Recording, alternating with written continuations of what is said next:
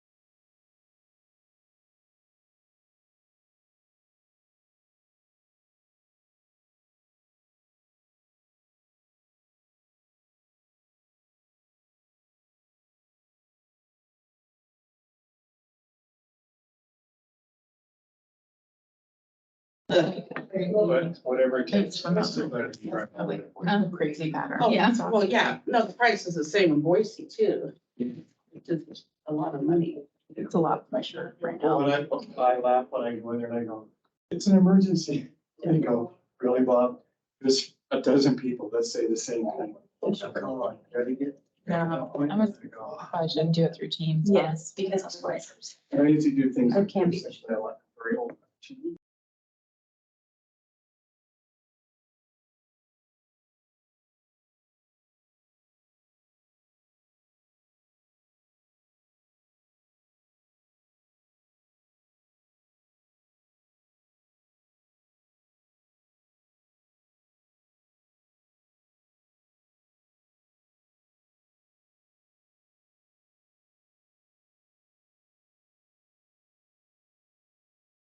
Turn off your internet.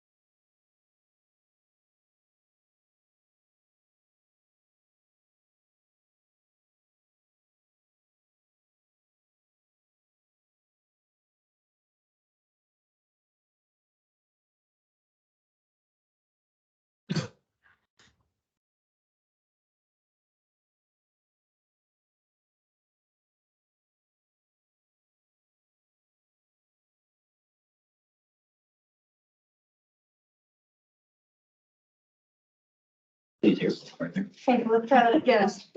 Mayor Giles, Here?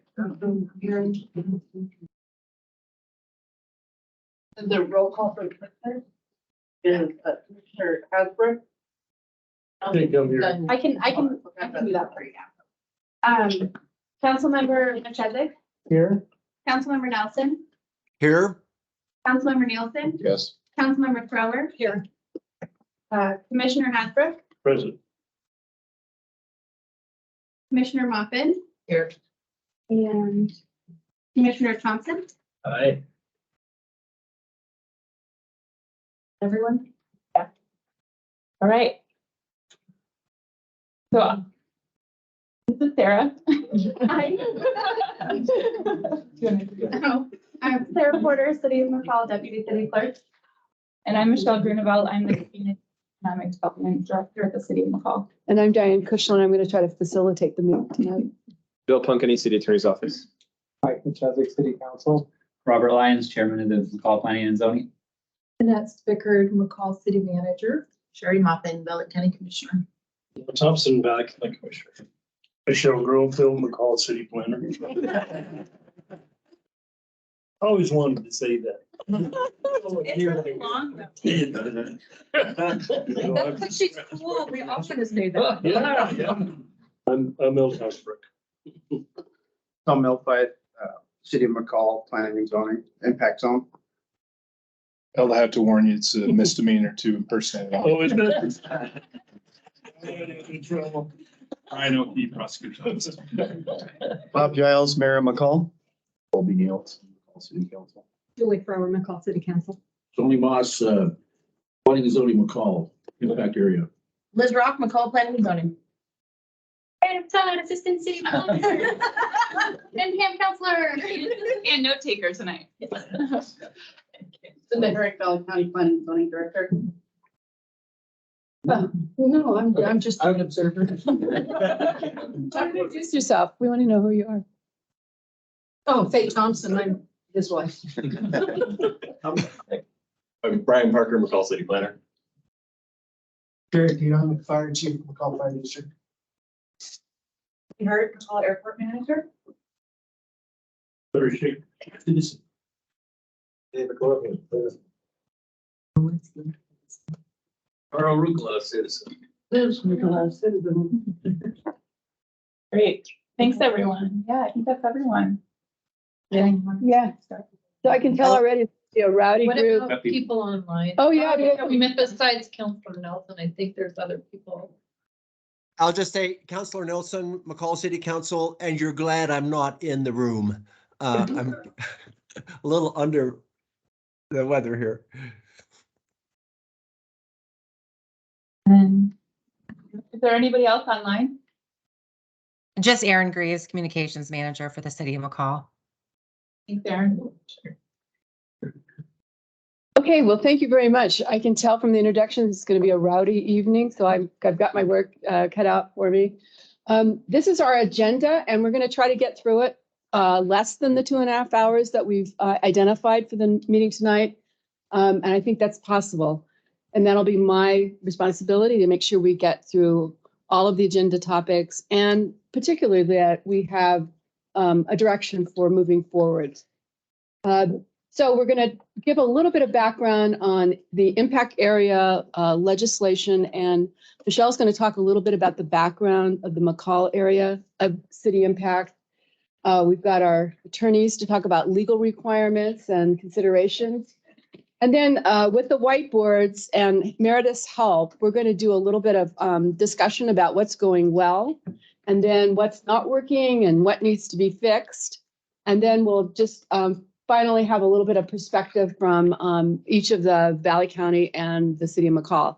I love being a part-time resident of McCall, and I really respect all of the work that the city and the county does. And when I look around the state, I think this is a great cooperative effort that all of you have undertaken through the years. You're a real model for intergovernmental cooperation. I wish more communities had the same level of communication and cooperation that you do. It's a real model for others. So with that, I'll just give a real quick overview of the statutes. Make sure, and the purpose of this is to make sure everybody's on the same page, that we all have the same level of understanding. Anytime tonight, ask questions. Let's try to keep it as casual as possible. I think that'll, and as much discussion. So if no silly questions or dumb questions, please raise your hand or just shout out, and let's try to have a nice conversation. So we are, cities and counties are, we're the child of the state, and we can only do what the state tells us that we can do. And one of the things that they told us that we have to do is planning. Since 1977, we've had the Local Land Use Planning Act, and that really sets out the parameters for how we operate planning, both at the city and the county level. And one of the provisions in the Local Land Use Planning Act is this area of city impact. It's a separate section. So we'll focus on that a little bit more. There's also some provisions in the Planning Act that relate to joint planning and zoning commissions, which is what you have. So we'll look at that a little bit. And then I closely related to area of city impact and very misunderstood in terms of the relationship between these two sections of state law is the annexation provisions. So I'd like to step back a little bit and say, okay, why do we have this area of city impact? There really, when you look at the statutes, there's no purpose stated for why you're required to go through this. But I think in a large extent, it meets the purposes of why we plan. And those three big ones are to make sure we protect the public rights, property rights of all of our citizens, that we ensure there's adequate public services and facilities within our communities, and that we promote development within cities. And then subcategories of all of those are having this area of city impact really provides predictability, both in terms of the decision makers and probably more importantly for the citizens who live there. They know what to expect in terms of the future of their neighborhood and what the regulations and the development requirements are. It prevents urban sprawl to a certain extent because it requires that we look at the provision of adequate city services and public facilities. And it sets up a way to anticipate what those needs might be by looking at development and infrastructure together. It protects critical lands. And I think very importantly, it gives greater voice to those people that live on the fringe. And many times people who live on the fringe of cities have a lot of uncertainty about what's going to happen to them on the other side of that line or right adjacent to it. So it's a great tool for communities, for citizens, as well as for all of us here that work in local government. So real quick snapshot of what the statute says, and it's only like a page and a half long.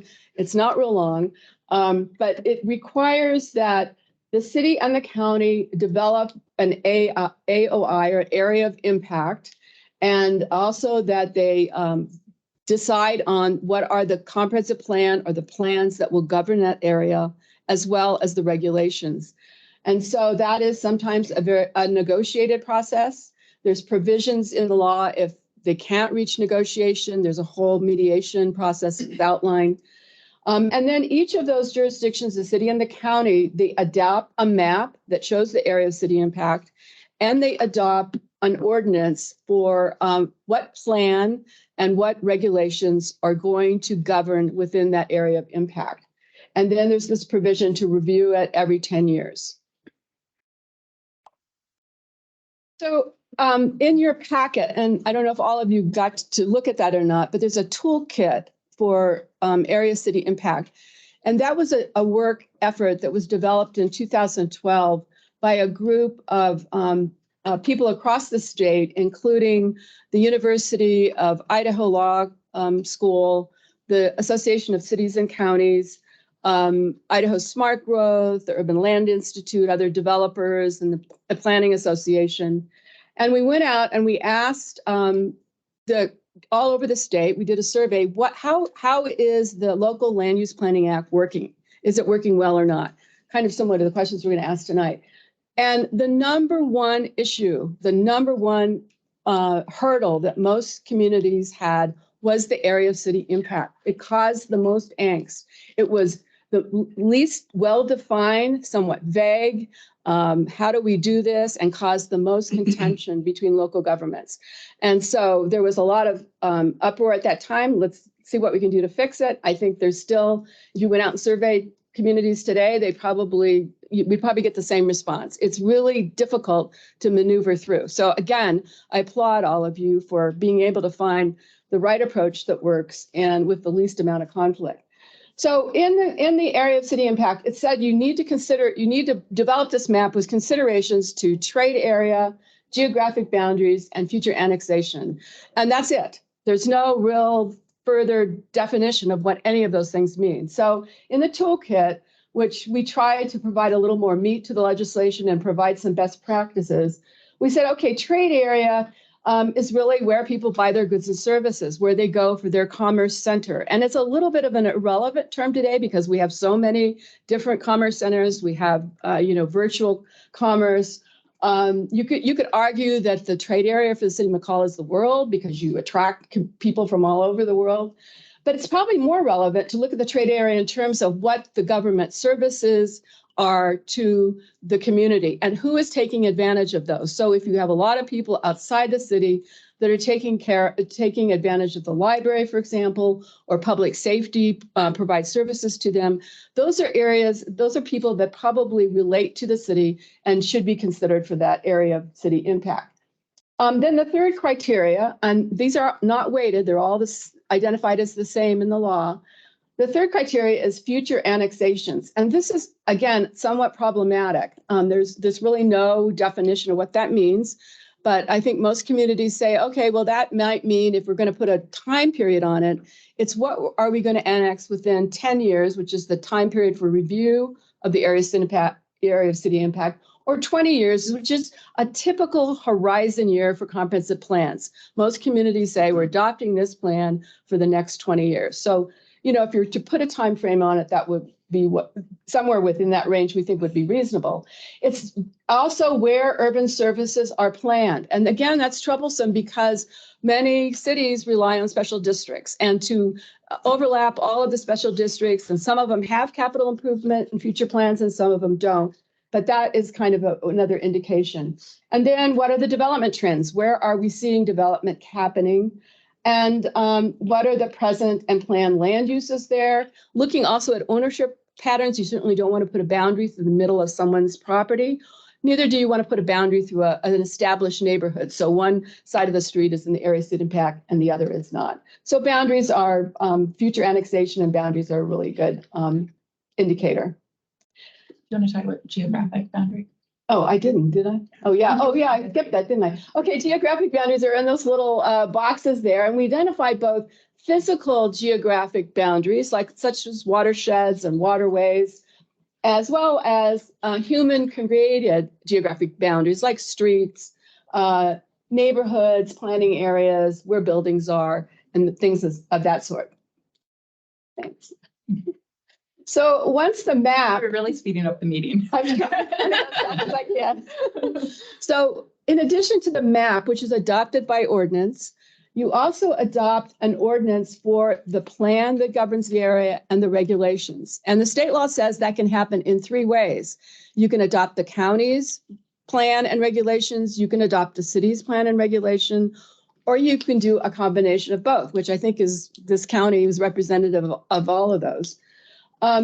But whatever, and this comes from some case law in the 90s, the Blaha case, I think, which was in Ada County, whatever is adopted has to be adopted by both jurisdictions. So if you choose to adopt the city's regulations and plans, the county also has to adopt those as their own for that geographical area that's contained within the area of city impact. So then this other provision about joint planning and zoning commissions, which you have, there's allowances for that in the general LUPA law, as well as there's specifics in the area of city impact legislation. And it says that basically that if you've adopted an area of city impact, representatives from that area have ability to join the city's planning and zoning commission, or you can create a joint commission that includes both the city and the county. And you have kind of a hybrid of that, of those two options. So then to annexation, and this is where it gets very complicated to use the probable annexation as the basis for defining the area of city impact, because in 2002, the legislature revamped the annexation laws, and they created 3 classes of annexation. The first class is a group of residential neighbors who decide that they want to be annexed, and they can do that and come to the city and request that. And they do not have to be in an area of city impact. So the city has no really control over that. They can come and ask, and I guess they can say no. And Diane, yes, do they have to be contiguous? they have to be contiguous. Yeah, yeah. And there's Class A also includes islands. So if you're an island, they can come in and request it, residents. So yeah. So then the other 2 classes are ones that you do have to be within an area of city impact, but it doesn't necessarily have to be in the area of city impact that you want to annex to. There's nothing, and there's been, Bill can probably talk to this. There's been areas in Canyon County where developers came to shop, and they went to this Caldwell and they wanted to develop in Caldwell's area of impact. And I don't know if the facts aren't correct, but this is kind of the dynamics. And Caldwell said, no, you got to do this and this and this. And then they went to Nampa, and they were also contiguous to Nampa. And Nampa said, yeah, come on in. But they weren't in Nampa's area of impact. They were in Caldwell. So it's a weird and very strange provision that the annexation law has. But the point of this also is that this legislation really discouraged all cities from doing any forced annexation where they go in and annex a contiguous piece of property into the city without the citizens coming forward and asking for that. And I think the city's policy is not to encourage forced annexation. So the fact that you've got these classes of people that can come in and request annexations on a volunteer basis, and the city is not forcing annexation, makes the basing the area of city impact purely on annexation kind of a challenge. So Michelle is going to talk a little bit about how the McCall area. Do you want to take this one and I'll Yeah. get in on the next one? Yeah. Just because you Yeah, I think, as I mentioned before, I think you've had this arrangement with your commission and the adoption of the similar plan and laws in place for close to 30 years. And it seems to me from outside, it's 45. 45. Okay, 45. It works great. And I really congratulate you on that. But I also congratulate you on thinking about how to always make it better. So this is kind of a part of what we're here tonight to do. Yeah, and I think this slide just kind of goes a little bit too through the background of the creation of the impact area in 77. And then the first commission was established in 1980. And it was kind of a series. The original commission was a joint commission, then it went to separate commissions. And then in 2006, it went back to a joint commission. So I wanted to talk a little bit about the McCall Area Comprehensive Plan, because I feel like that really sets the stage for this conversation. A lot of you might know this information, but I thought it was worth just quickly reviewing. Basically, the comp plan, which covers the city limits and the impact area, is the primary policy document for both entities. It sets out a 20-year planning horizon so that we have a good sense of sort of what's going to happen in terms of the future with development. It's also, we really reach out to the community, so it is a community vision. In this plan, for example, we spent 2 years doing public outreach, and it wasn't just, hey, come to a public hearing or anything like that. It was really going to kind of the people and asking questions. And so this was our year-round residents, our second homeowners, as well as our visitors. And I should say that the city and the county received an award for public involvement on this plan, which is pretty exciting. So it was recognized in the planning world as a really good effort. But what this plan does, it really guides development, redevelopment programs, projects, budgets, and services. But as you may remember, when we bring these plans to all of you guys, we say these are the plans and this is what should guide decision-making, but the ultimate decisions on specific actions will come in front of you. So the comp plan isn't necessarily a legally binding. if it says we're gonna create local housing, that's not necessarily the ordinance. You have to adopt the ordinances. So, for example, the city and the county recently adopted the McCall Area Local Housing Action Plan. Again, that's a guide, and it gives us basically a plan to move forward in the next 5 years. How do we create more housing? But then what we need to do is bring specific ordinances to you, or projects or requests for funding, and then you have to make the decision at that time. So these really are just planning documents to guide the work that we do. So within the comprehensive plan, there's something called a future land use plan map. And this is really important because this is probably one of the most important pieces within the comprehensive plan. So I will just back up and say that this comp plan was adopted in 2018 by both the city and the county. And within it, the future land use plan map, it basically projects into the future what we think future land uses are going to be. So for example, if we have somebody come to us and say, we want to rezone our property, we go to the future land use plan map and we say, is it consistent with the comprehensive plan? And if it is yes, then we move the application forward to the respective jurisdictions. If it's not, there may have to be an amendment to the comp plan. Generally speaking, the other thing that it does here is it defines the red area is the existing impact area boundary, and it contemplated where areas could be either expanded or contracted. So you can see the green areas were areas that at the time in 2018, we talked about potential expansion. And then the areas in sort of that magenta pink color were contraction. So like one example that we always use is the White Cloud subdivision. It's partially in the impact area, and the rest of it, the majority of it's in an unincorporated Valley County. So that's not ideal. So basically, how does the city staff administer the impact area on behalf of the county? So this is just a list of kind of the things that we do at the staff level. We meet with property owners, builders, and developers. We're reviewing the applications. We're creating staff reports and decision documents that ultimately go to our joint commission. And then if it's in the city limits, it goes to the city council. If it's in the impact area, it goes to the county commissioners. Our staff basically staffs and manages the land use process with McCall area planning and zoning.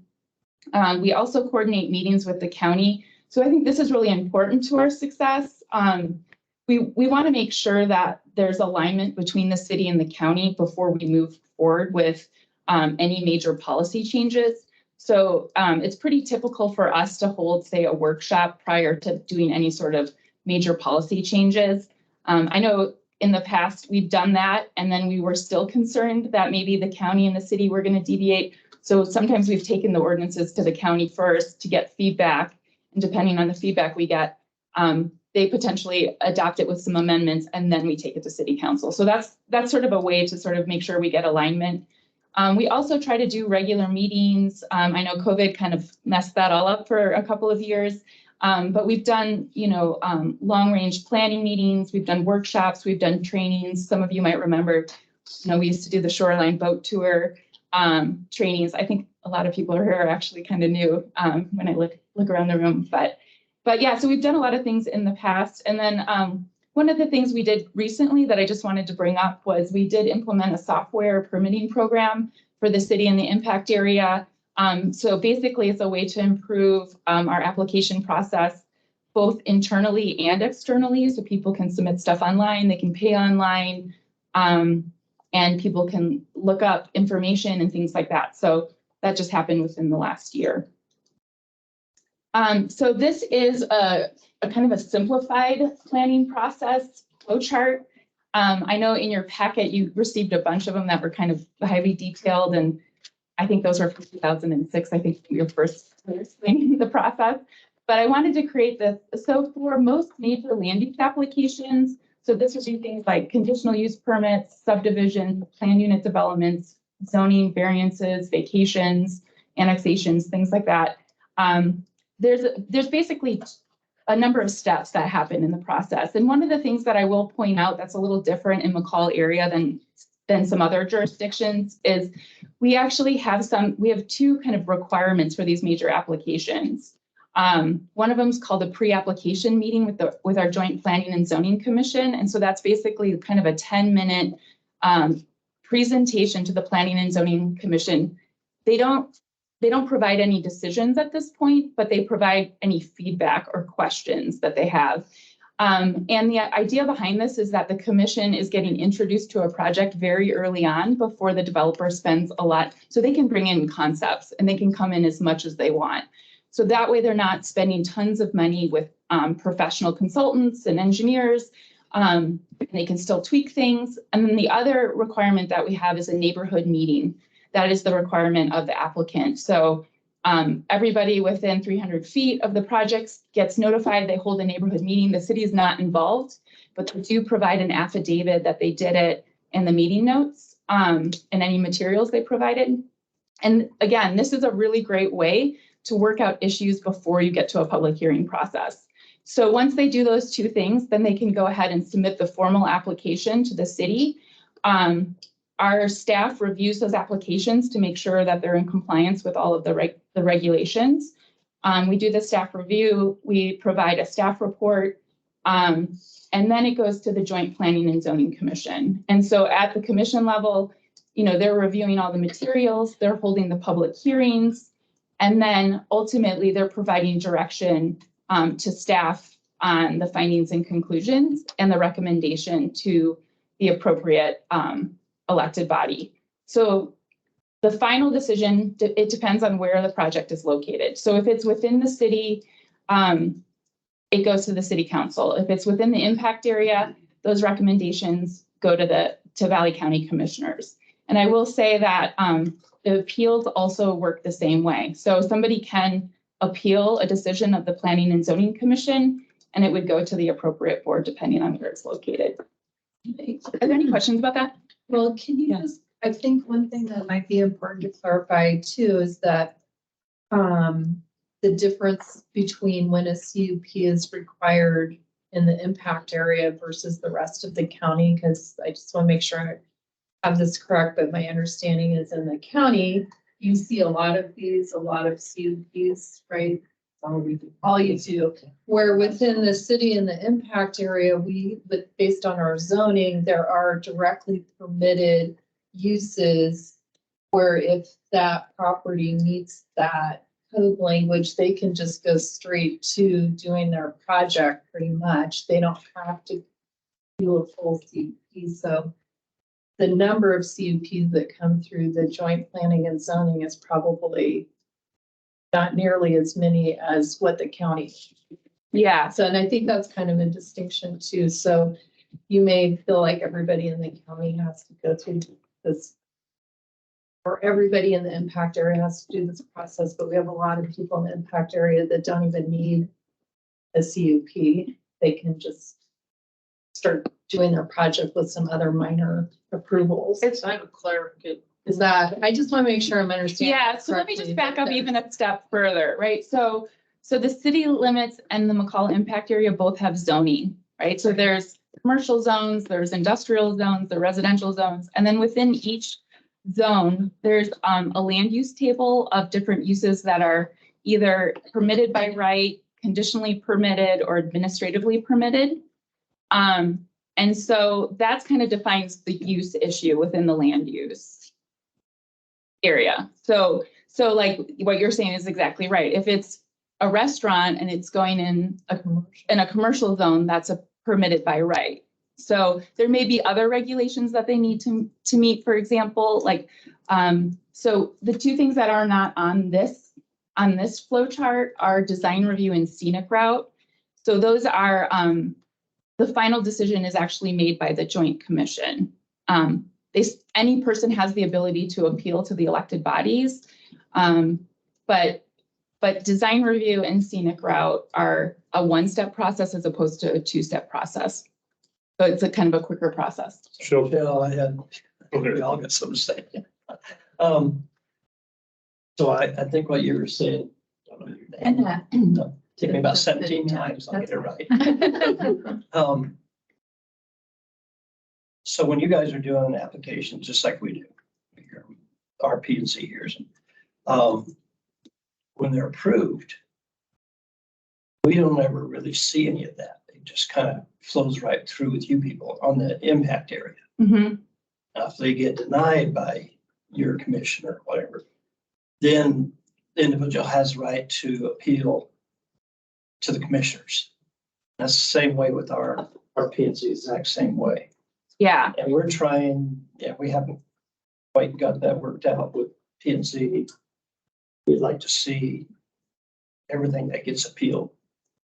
Don't have to read it all, but we'd like to see that gets appealed or not appealed, approved. yeah.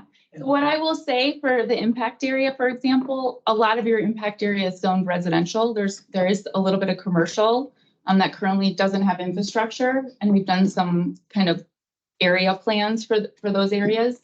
But what I will say is because unless it's the new subdivisions, CUPs, things like that, you'll see all the major applications. You're not going to see the design review for the house on the lake. And that's a lot of what happens in the impact area, to be quite honest, right? Like, so it's looking at, and our commission's here, right? And you guys can speak to this.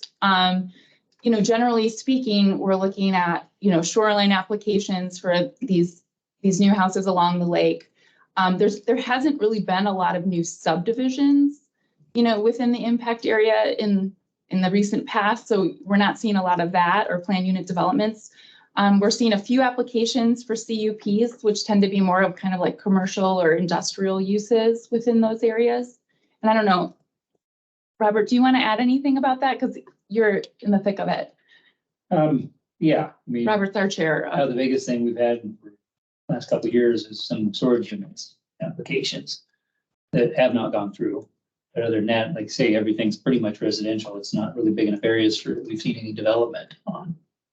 And a lot of times there's not the infrastructure to support that kind of development. And that's why we're seeing things like storage units. And that's the kind of commercial use that we're seeing within the impact area, just because it doesn't require water and sewer and all of those other things. But So, when Michelle- it doesn't go on, that just means that the Planning and Zoning Commission is making a recommendation about whether or not to approve it, but ultimately it's a recommendation and the county does have the final say on. On all major applications, the county commissioners get to make the decision, but not the design review for the house on the lake. You don't see. So Michelle, I'm assuming though that your permitted uses in the area of impact are pretty much the same as the county's. Does anybody ever cross-reference that to see if we're kind of on the same boat? You guys don't really, you don't really have a land use table. I think, because you have zoning. Permitted use. Cinda, we need to hear from Cinda. Yeah, we need to hear from Cinda on county stuff. Yeah, we have permitted uses, which are mostly single family residential, agricultural, parks, fire stations, that type of thing.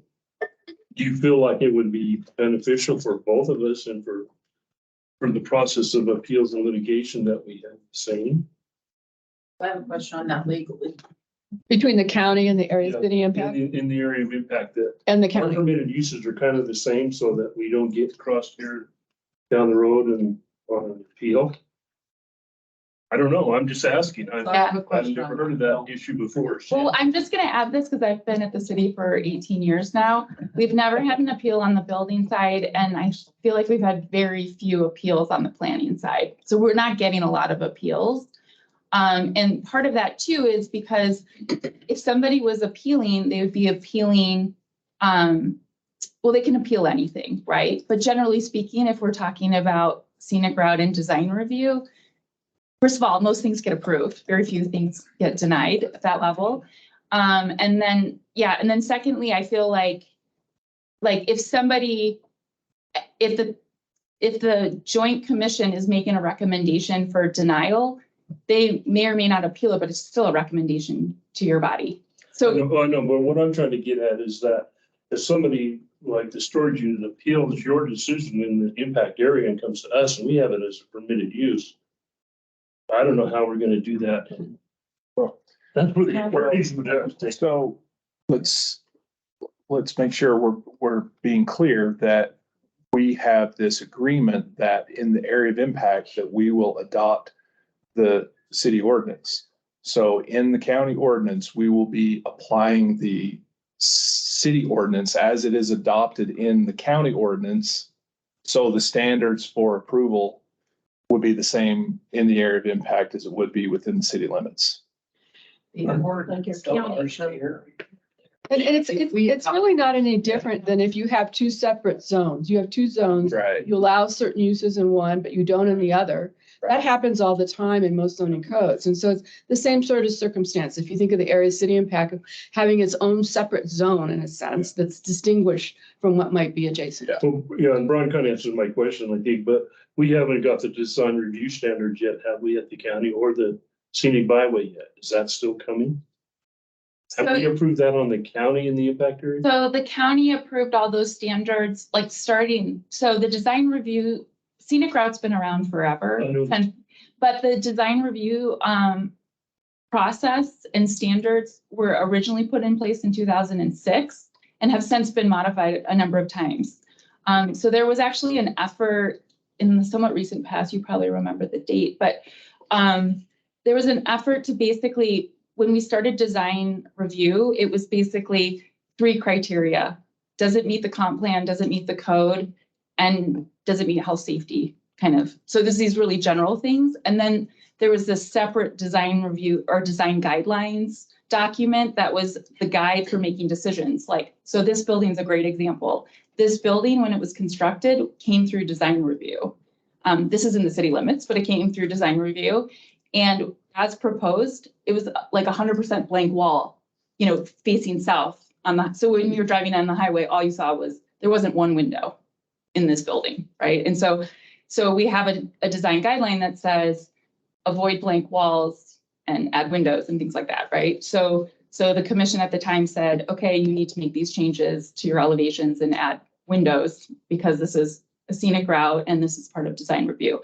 So since that, we've gone through and we've actually identified in the design guidelines, we actually codified a lot of those guidelines because we felt like it's better if they're codes and people, I mean, part of what we try to do in development is create certainty, right? We want people to know what the rules are.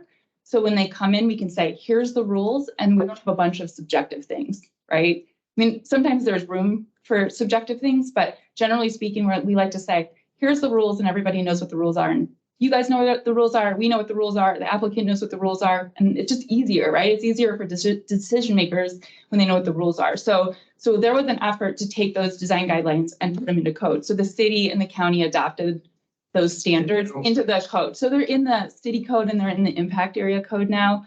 And so a lot of those have just become development standards. And it's not that I'm against, I think it's a great idea. My concern is that what I've seen in my 10 years as a commissioner is people are more litigious nowadays and they're going to go after you for any little detail.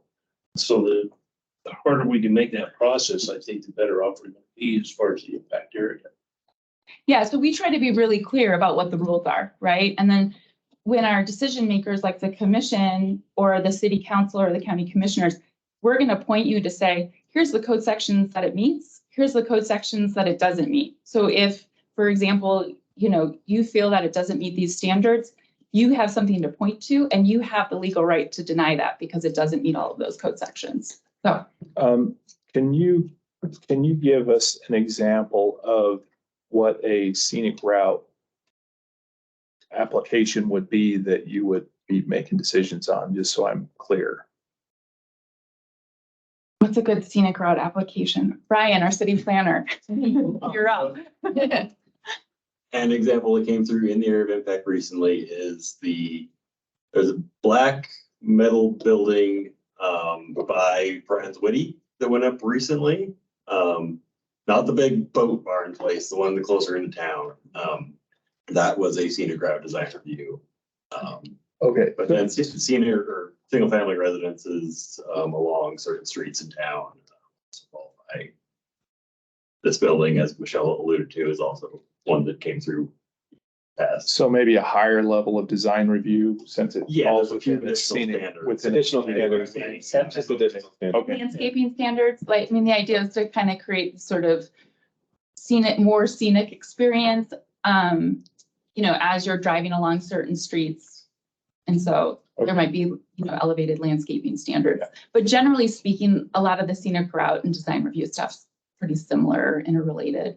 Okay. It's pretty much based on aesthetics. Is there a reason why those are handled differently than a CUP? Well, I'm not sure because I didn't create that process. It's really not a use, it's not a use issue. It's really a physical development issue.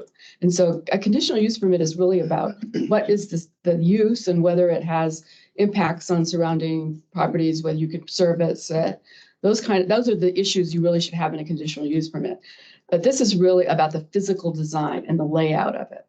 That's why it's not a And they conditional. may have to come through both. But when one application Yeah, could could be. require a CUP and a scenic route application within the one project. Yeah. So they Yeah. got multiple multiple requirements within Yeah. that one application. Well, A great point, because often like a big project will have multiple applications. So say, for example, there's a design review and a subdivision and a plan unit development. So say it's got all three of them. The design review aspect, which is, all of those like design guideline things that I was talking about, planning and zoning evaluates those criteria and then that piece is done. But the rest of the applications move forward to the elected bodies. okay. But if, say, for example, like they don't like the determination that planning and zoning made on the design review, and they say, like, I think that's unreasonable that you're asking for an extra window, they can appeal it to the governing boards. Right. Which in the impact area would be county commissioners. Yeah. Correct. Legal question, because this took me by surprise yesterday, but I was talking with Jeff Schroeder, who's also a land use attorney. And we were talking about impact areas. And his comment to me was, cities cannot zone in the impact area. You can't have a future land use that incorporates the impact area. You guys looked at that? He said that's illegal. You can't do that. So I was. The city doesn't adopt the zoning. It's the county. It's a county, that's the zoning. But you do for the impact area. In the Yeah. area of impact, you do. So it's the county has zoning. Yeah. And that's what I was saying, and he goes, yeah. And I've been told twice now that that's illegal. I think, well, I mean, without being a part of that conversation, you can only interpret so much. But I mean, if I was to weigh in at all, I would say that I think the point he was trying to make is the law is very clear that the legislative authority in the area of impact is with the county. And zoning is a legislative function. So that comes by way of an ordinance, and that you all know how you adopt ordinances. And so I'm assuming a lot because, like I said, I want to qualify what I'm saying there, but I really do think the point that he was making, which is accurate, is that the legislative function in the area of impact, because it's outside of the city limits, jurisdictionally rests with the county. That legislative function can include reviewing a recommendation from the city to adopt their design standards or whatever ordinances or comprehensive plan they've developed that they would like to see applied in the area of impact. That can be done. And so when this side of the table over here is saying we have zones in the area of impact, it's through that legislative function of adopting the McCall City's zoning process or codes in our county code. And one thing I will just add too is, I mean, at least as a staff person, because I was here in 2005 under like the old code and then the 2006 code, so I saw them both.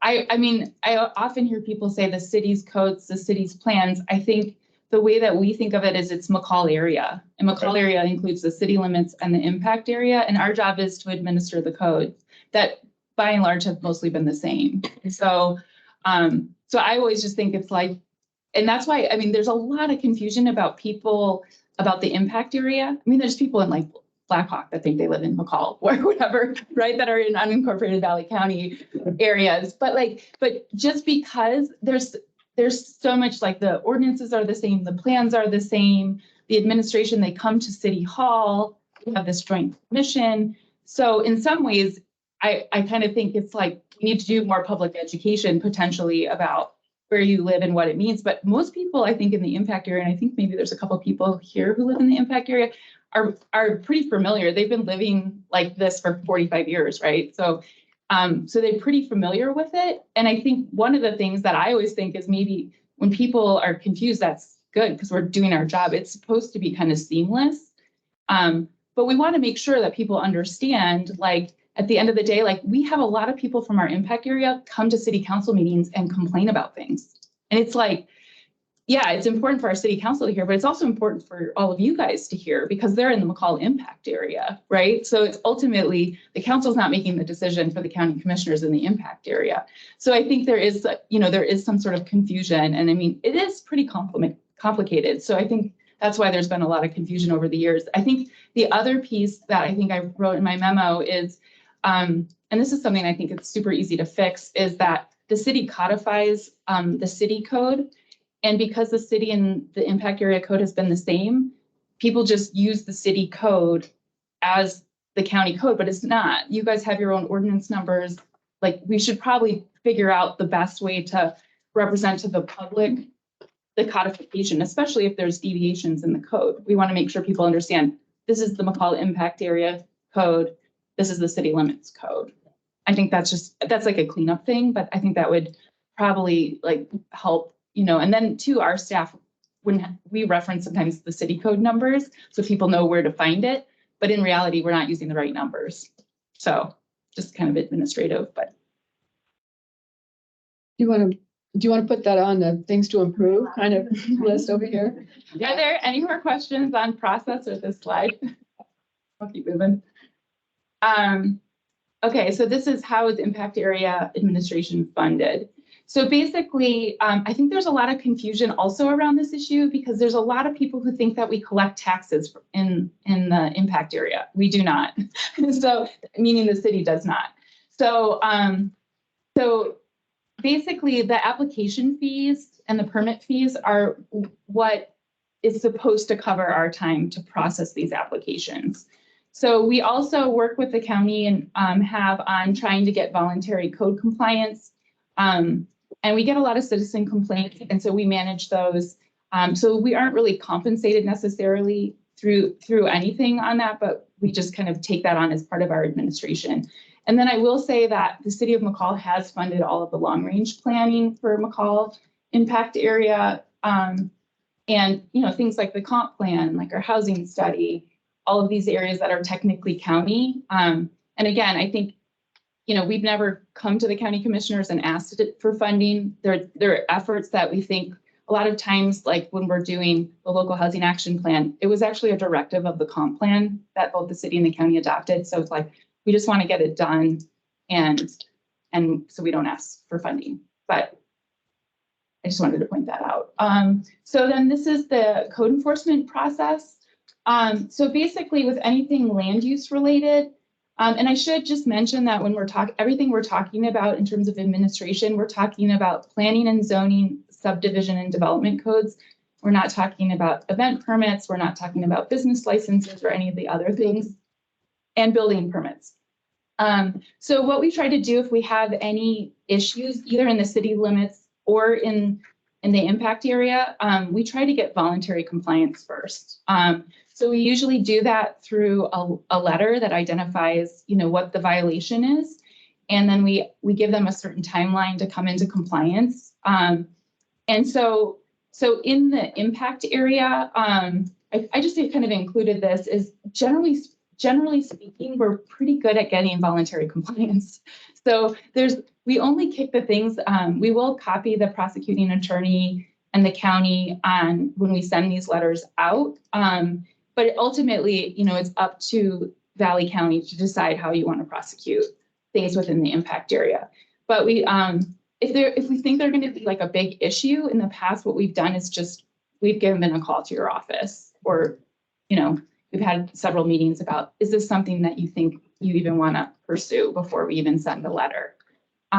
So I think there's an opportunity to maybe pursue this a little more. The county does have a code enforcement person now online. We just started first of the year, and she's really coming up to speed. It's going to take a while for her to get there, but I think in the impact area, she probably should be involved with this. And it's kind of really the prosecutor's call on all this, Mhm. both the city and the county. Yeah. On a lot of this stuff. But I think we need to have our ducks in a row, I guess what I'm trying to say, because I think we're gonna see people that come up here, new folks that don't understand this process, that have a lot of money and are gonna take us to task on a lot of these things. It's in this gray area. And that's my main emphasis tonight is the liability, is the, you know, people are thinking it's city and it's not, it's impact area. And we need to work on that system and tighten it up. Yeah. Otherwise it's gonna This is the cost us largest more area, money. right? Yeah. Teton County is currently getting sued. Well, I think that's very doable. I think we Yeah, have I really do good too. code enforcement people right now on your staff and in our police department. And I think they would be glad to work with a county enforcement person. I think that's an Well, excellent and we idea. should have had one, you know, since we did the ordinance 20 years ago, but it's one of those positions we just have money for. Now we do, and I'm assuming probably in a few more years, we'll be looking at a second position in that, but what she's doing for us right now, she's going back in the old CUPs and making sure everybody did what they're supposed to do back in 50 years ago, whether it's landscaping or whatever, trying to get us caught up. So she's kind of overloaded right now, but I'm gonna leave that to the legal guys, because Yeah. they know how to protect us from. And we've changed this process several times. So depending, I think we had a call when you first came on and you were probably overwhelmed and we were like, let us know if you want to change anything. And we're always looking, I know we've talked to our legal about wanting to change the enforcement chapter because it's a bit wonky and there's probably some stuff that doesn't need to be in there. And so we were completely open to like changing how we do things or changing up code on that section. Michelle, I think a lot of it does with communication. Because like we say, impact area is a gray area. The communication to whoever that is, let's put that application for X. Communicate, okay, city's in charge of this piece. But if you have this piece you need to deal with, you're coming to the county commissioners. Yeah. And communication is huge. Because, yeah, that opens a whole lot of Pandora's box. You don't communicate, those people assume. And then you're talking to the gig. We don't need that. So it's good for you guys because you're the one front people. Yeah. You're dealing with. We're picking up with somebody yelling on the other line about their neighbor. We're the first line. We're gonna be able to say, hey, you need to go talk to these guys. And I think it's, because we didn't have code enforcement, you guys did it for us in the impact area. That's, you know, we appreciate that, but I think we're reaching the point now where maybe we need to take that on ourselves. Yeah, and I think we could work together to kind of figure out like what the best process is because so we have a code enforcement officer within the city limits. And so like that person, I think I'm already muted. It's somebody else.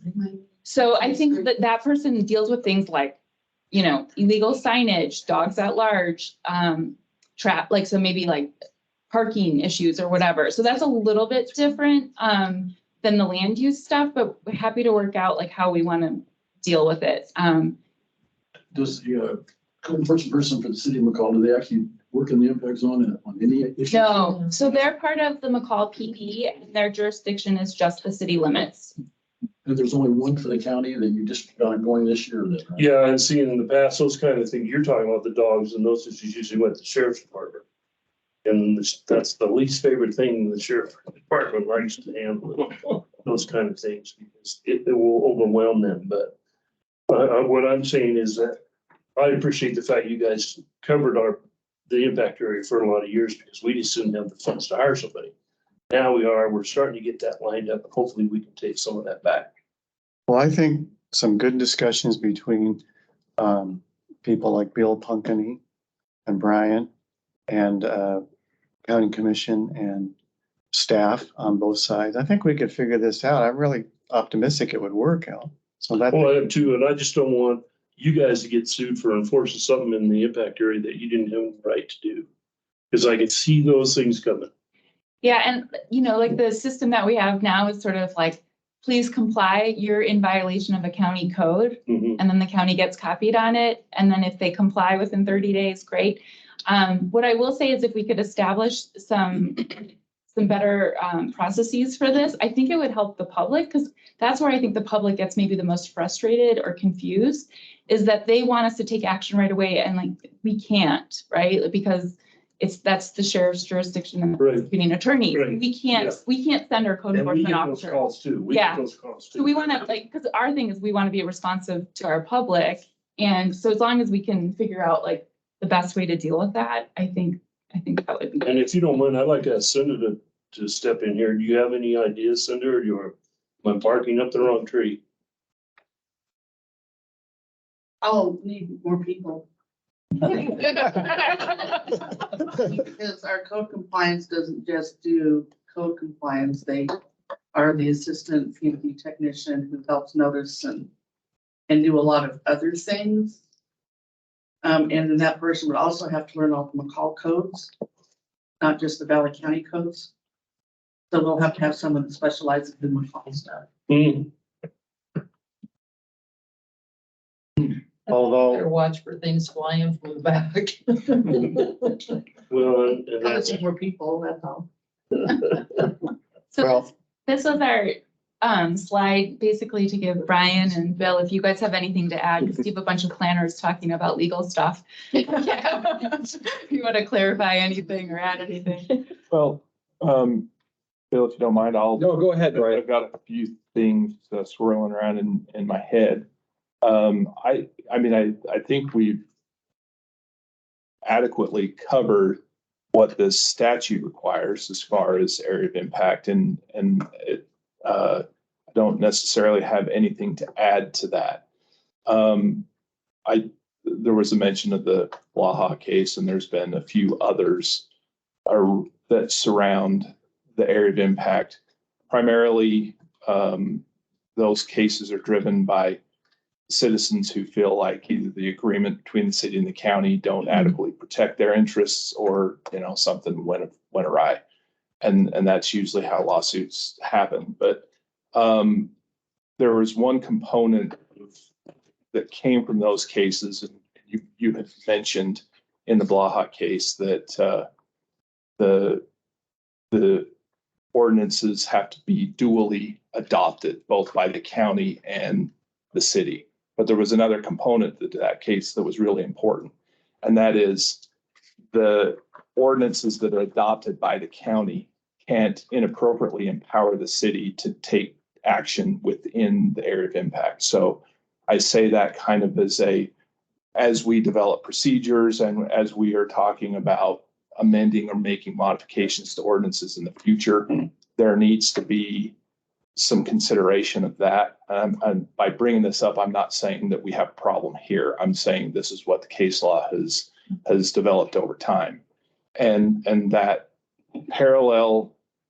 So basically the way I interpret that is that the county has the authority under the code that they adopt, but they also should have the ability to make a timely and parallel decision if the Joint Planning and Zoning Commission or the city is making a decision related to maybe design review, I don't know, or something else. There should be a parallel action by the county. So we check that box that we are taking the same or similar action.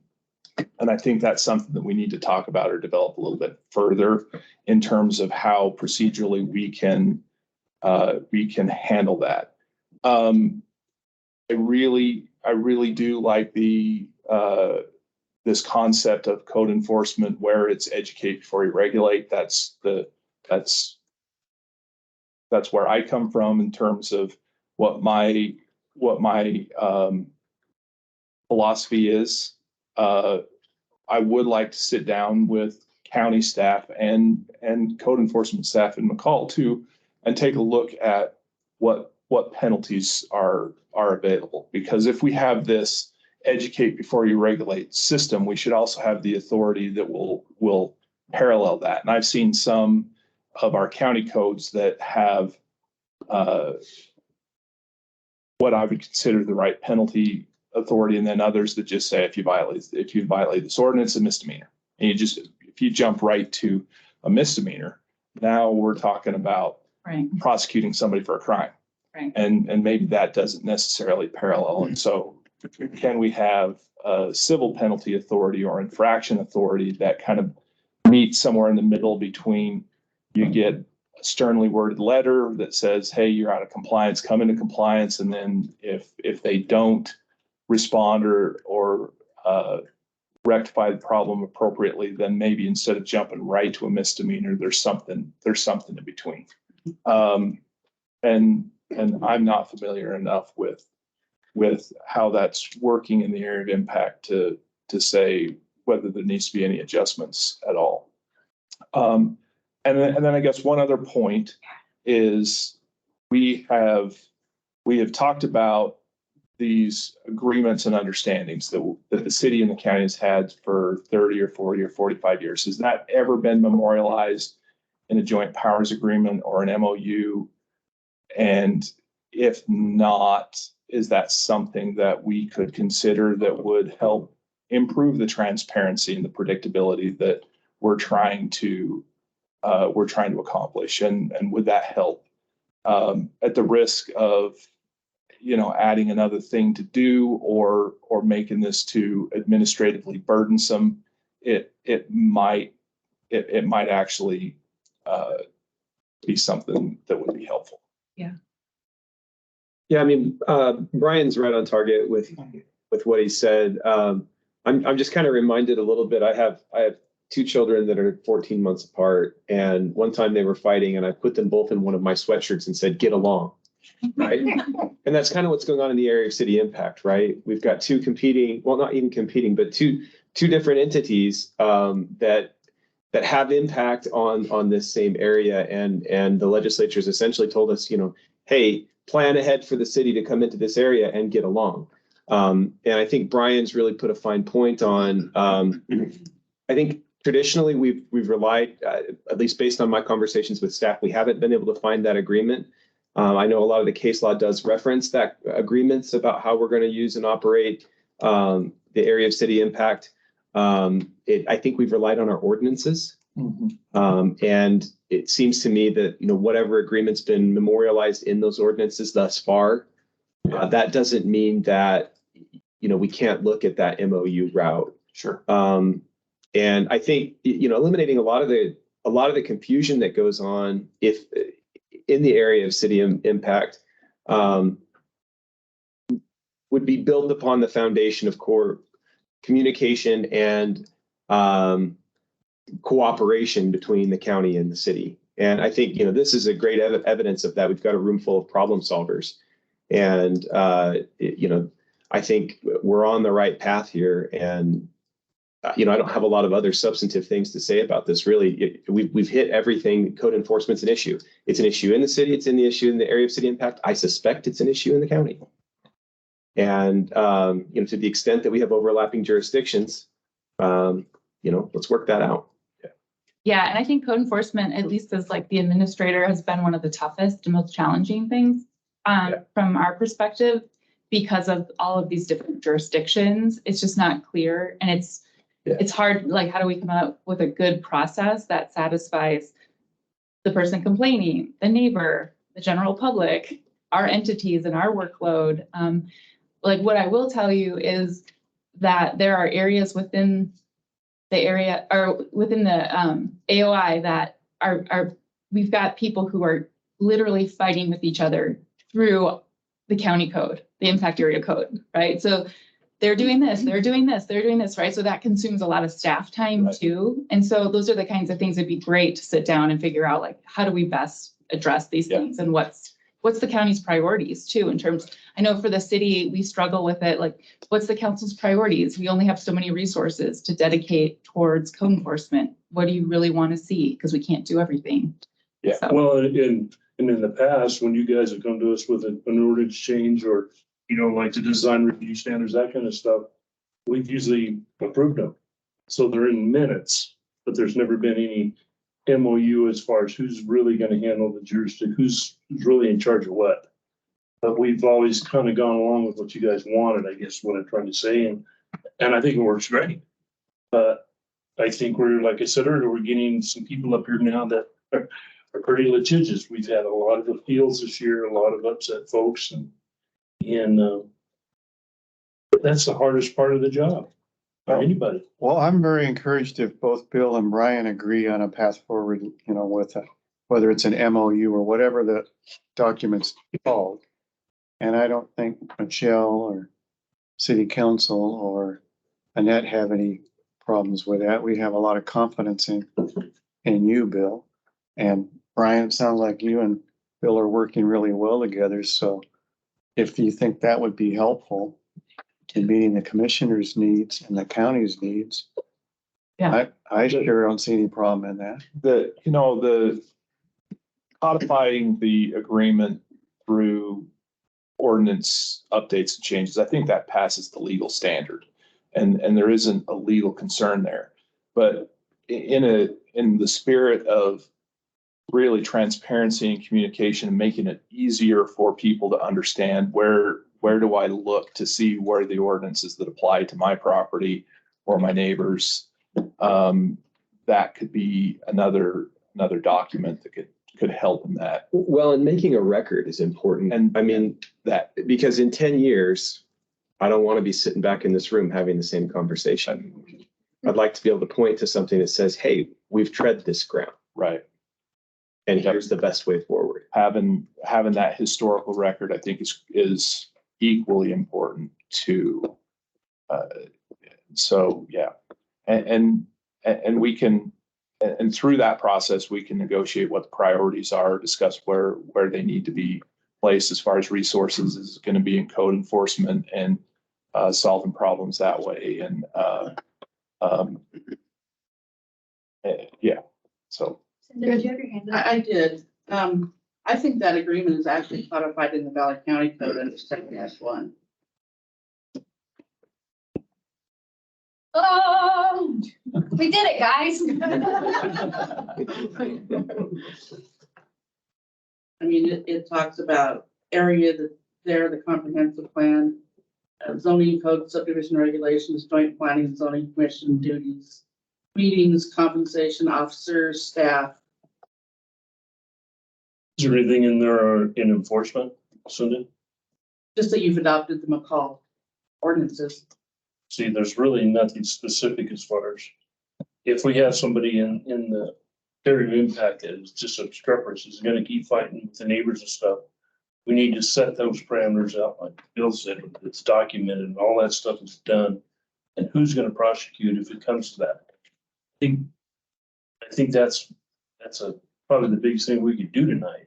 That actually is taken care of because anytime it says the city council in McCall ordinances, you insert county commissioners or the county legal. I'm kind of curious, how do other counties of our size do this to the, as far as code enforcement individuals or anything like that? Is there some formula that says it, the population is this much, and so we have code enforcement for that, or is it just like we're doing it, or? Yeah, I mean, so I haven't ever done a survey. Obviously, it's all public records, and certainly as we move forward, we'll be calling our friends in our neighboring counties, and particularly some of the more sophisticated ones to see what they're doing. I mean, there's no sense in reinventing the wheel. Based on the case law, we probably won't be calling Teton County. But otherwise, sure, that's a good idea. Lee County did it. They've kind of a high-end county right there, and a lot of construction and things going on. I know Ada County has agreements with all their cities. Sure. They have a separate agreement outside of the ordinances and the codes. And do they kind of commingle their code enforcement? Because I've heard where everybody will throw money together and hire one or two people to cover everything.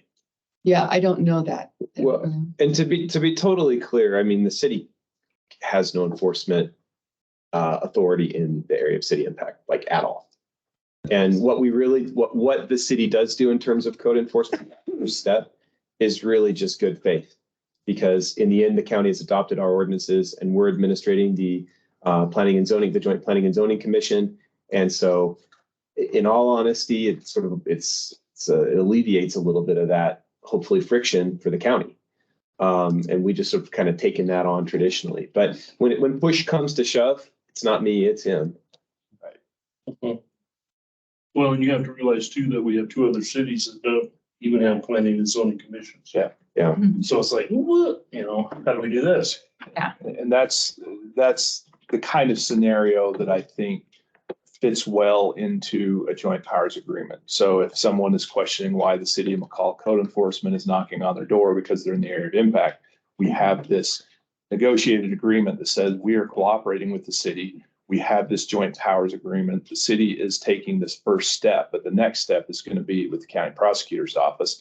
And we've almost created a flow chart, if you will, that's going to help explain to the citizens how the process works, which is, 2 years that I've been here and dealing with this in particular has been the chief question that's been presented to me. And I struggled to really find a clear and cohesive way to explain it.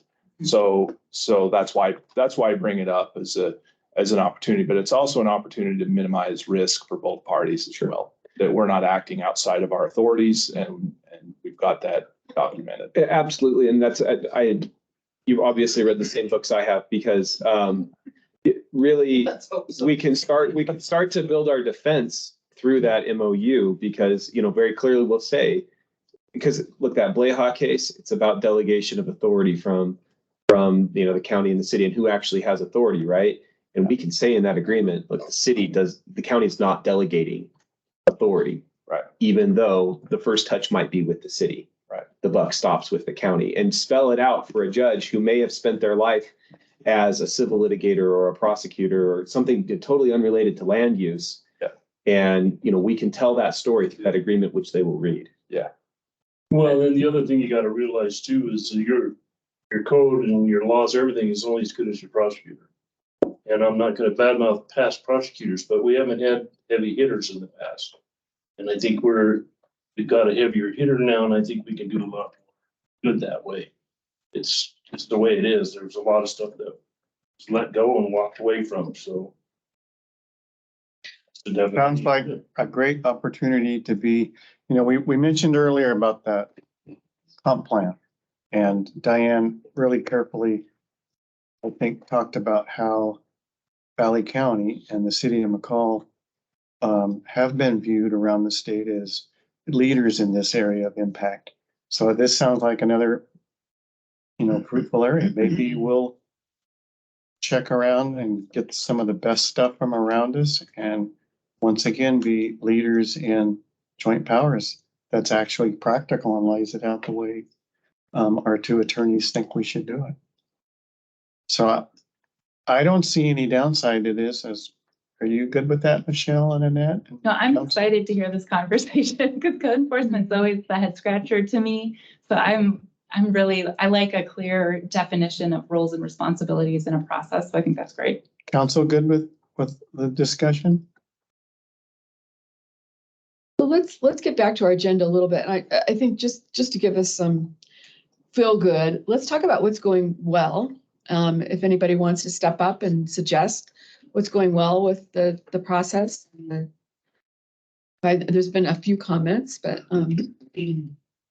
Mayor, you got any? Yeah, yes, I've given this quite a bit of thought today, and mentioned the comp plan, and I call it public involvement. What's the correct term? The outreach that you did with citizens. Public involvement. Okay.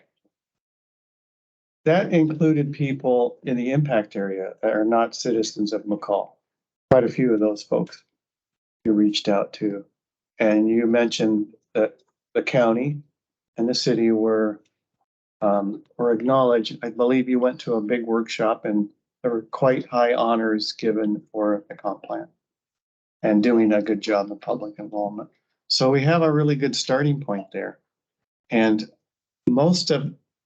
this afternoon, I spent about a half an hour with Annette and Michelle. I said, how similar are the rules in the county, in the impact area, and the city's rules? I call them rules, but properly called ordinances and what else? Codes. And codes. Thank you.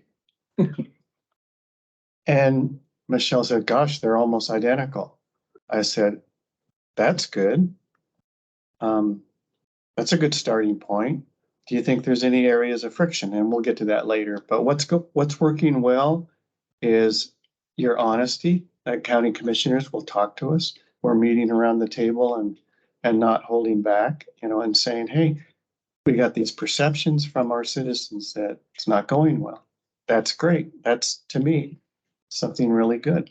I think our staff is very creative. I think the county staff is the same way.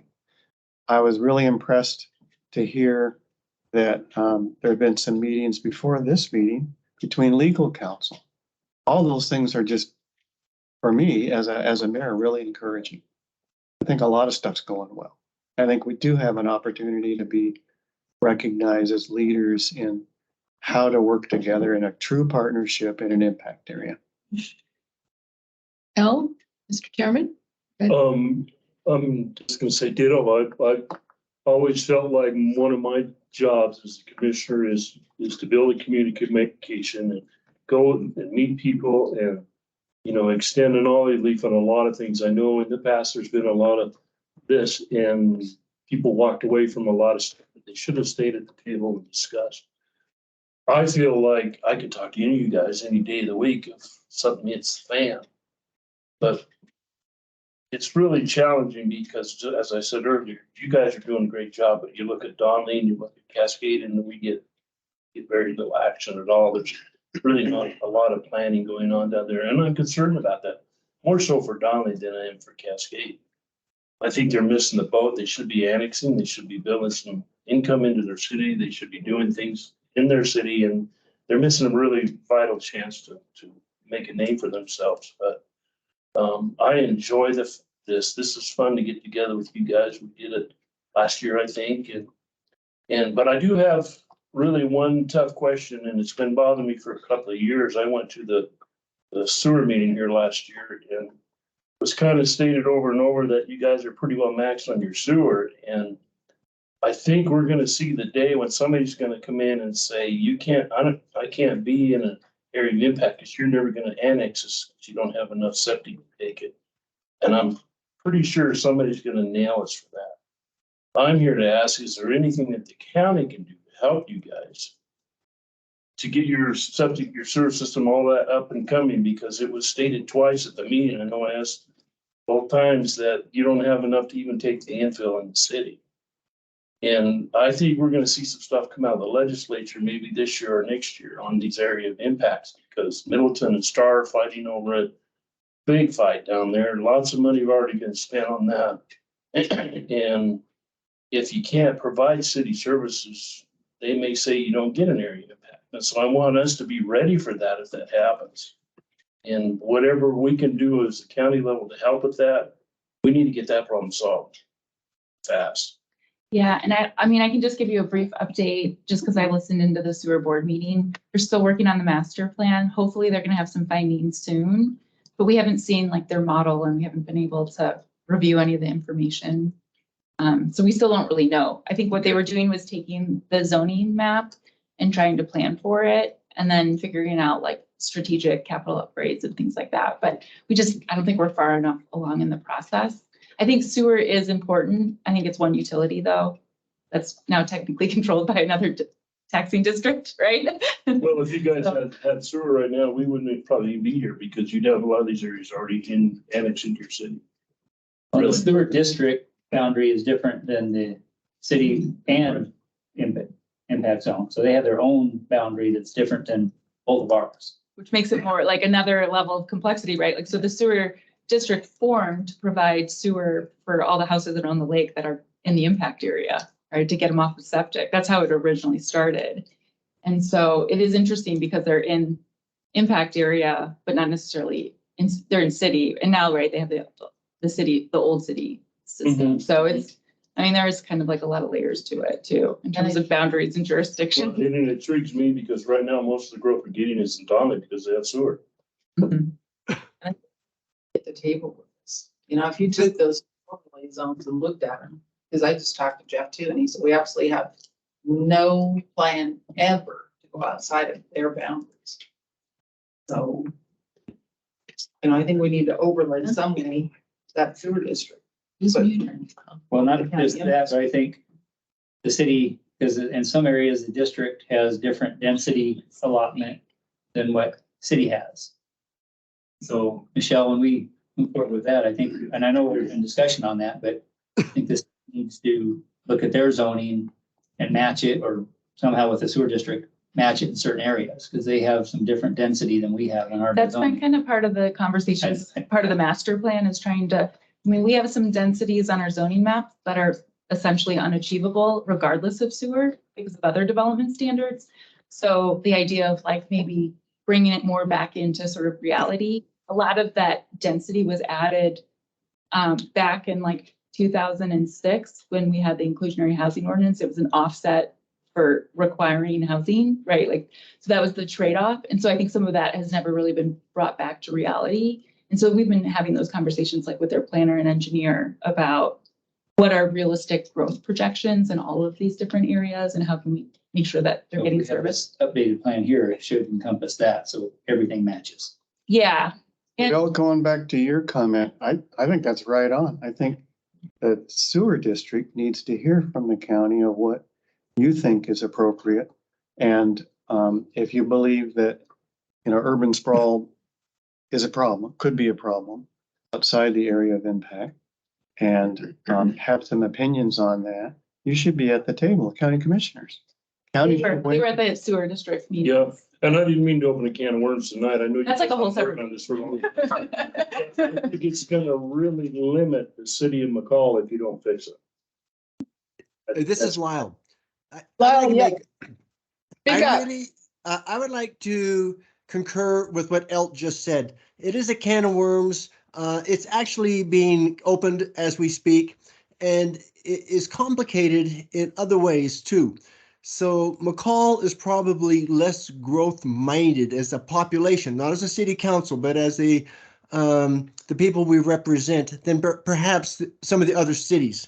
And particularly in the area of, if we add a lot of second homes that are not workforce, that don't solve our workforce situation, they exacerbate it instead of ease it, then I think we're in a complicated situation also, whereas we're using limited infrastructure and limited resources to put in a type of development perhaps, or at the expense of what we're really trying to do is our crisis level of workforce housing and the city populace kind of being, we don't want to have a whole lot more short-term rentals and vacant homes. So but that all relates to that whole thing to say it's complicated. And I think El is right. We better anticipate and try to get as far in front of this as we can. Thank you. Well, and I think Wild Cascade's gonna have to go through the same thing here in about 5 more years. Because they're bumping up against their limits too as well. And what I don't really want to see, and I think it's gonna happen anyway, are these private sewer lagoon systems throughout the valley floor, because I don't know if that's a really good way to go. That's what other states are. Yeah. What other states are doing. Montana's pushing that. Yeah, I know a lot of, and I'm concerned about our water quality and our lakes and all that stuff when we start having sewer lagoons everywhere. So let's add to this conversation about, and we've really already touched on, some of the areas that we need to work on, some opportunities. How about some people that we haven't heard from? Any of the other council members want to talk about either what's going well or what we need to maybe do on? I'd like to comment. Yeah. I mean, just to maybe cap that discussion, or add to it, I guess. In terms of encouraging development in the city, I think it's important that we have that infrastructure available at some level. Realizing that the folks that are running the sewer are not sitting in the room here. But outside of that, I think what I see going well in the area of impact is the ability to have hard conversations. We have developments that have been approved in the past that are used as kind of I guess, a stepping off point to have the argument to increase those same things in those areas where you may have zoning that's residential. I mean, the stored is one. Let's not talk about it because it's the current application. Well, yeah, We can talk hypothetically about storage. You know, it's fine. if I could speak, yeah, hypothetically about Thank you. Sorry, our attorneys will probably jump in on that. It's coming to us, don't say anything. just projects of that ilk, right? So you have uses that may, it becomes that area, becomes that line between where you're trying to protect a residential use for use, for future, where we may have stuff that's there, and it almost makes sense to expand that use, and then 10 years down the road, maybe it makes more sense to expand that use further and further and further. So where does that one get kind of drawn? So I think I'm thankful to have that area of impact and coming from somebody who lives in that impact zone as well, to be able to have those hard conversations about what is that line. So I think that's what's working well, is that it becomes this place that we could talk about the line between city growth and I think we're tasked with trying to encourage density within the city and to minimize sprawl where we can. And it's a really hard problem because we have lots of land. There's a lot of interest in Valley County. There's a lot of financial interest in moving up here, and but we also have needs too. We also have needs for industry and infrastructure and all that kind of stuff. So I think it's a good it's a good area that we can have that discussion as to what is the outer limits of the city and where are we wanting to encourage this growth and kind of push it back in. Thanks for that perspective. Oh, when you're talking about growth, going back to what you're saying, Tom, is that say you want to pull in an impact area into annexation. Say some of these people want to be annexed.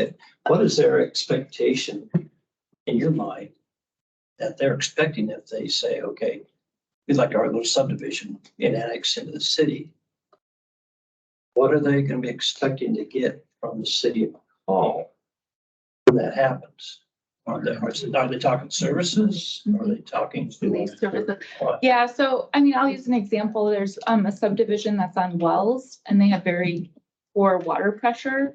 So at some point in the future, they may decide like their wells aren't working and they're right adjacent to the city and they have access to the city water, to get onto city water. They may make that choice, you know, so it might be that, it might be one particular issue or it might be a whole series of issues. I don't know, Annette, if you can add anything. You were looking at me. Well, I would think if somebody's got a 1 acre plotted subdivision next to McCall City, and if they had city sewer and water, they could develop that into high density subdivision. Pretty much the only reason. When there was, that's the purpose of me, city services is higher density. Yeah, that's about the only reason you're gonna see them want to be within the city is for development. They're not gonna come and want to go by the city taxes and anything else. The only reason that I've ever seen is for development. So anybody else, any other voices we haven't heard from? One of the Yeah. other, May, is Mike. one of the positive things in interfacing with people, helping with this discussion of like we've been talking about, that a lot of people don't know really what the difference is between if you're in the county outside the city of the impact area, if you're in the impact area or you're in the city. Is that one way maybe of looking at it too, I think, is that if you're in the county and you want to develop land or your neighbor is going to develop land, in whatever case, it's the person that's next to you has the potential to buy a piece of property and go to the county and get a conditional use permit for a use that could be a wide variety of things. It's unknown. So if I'm trying to explain to somebody, it's unpredictable if you buy a piece of land that's just in the county, what may go in next year. Because it's going to be a subject of the process of going through the county of what it's going to be. Conversely, if somebody lives in the area of city impact and or in the city and is considering purchasing land, for instance, for a house or business, whatever it might be, in the area of impact, you know exactly what's going to go next to you. Because you just go to the, you go to the code, and the code says, well, I'm in zone R4. That means 4 homes per acre, residential, no commercial use. And a variety of other things that might relate to short-term rentals or what have you. But basically, you know what you've got. So the benefit of the impact area as a buffer to the city, especially when we're talking about growth, or we're talking potential growth, or we're talking about what may happen in the future, and all of us wanting to look at not only where we've been, where we are, but also what might happen in the future, is that benefit is kind of the predictability that you guys talked about, is knowing that, so we've got higher density in the city, you have less density surrounding it, but you have some knowledge. So what we don't end up with is having these mini cities out in the county that are these planned unit developments, or these big things that are having their own sewer systems, and then they're having their own commercial district, and they're having all this other stuff.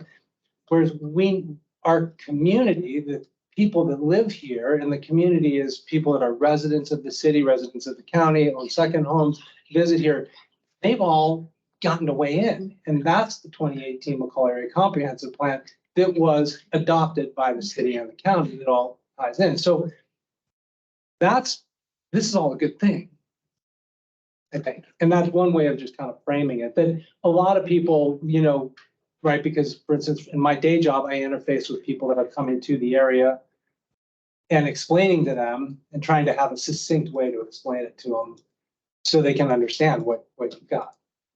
Security for your investment. Yeah.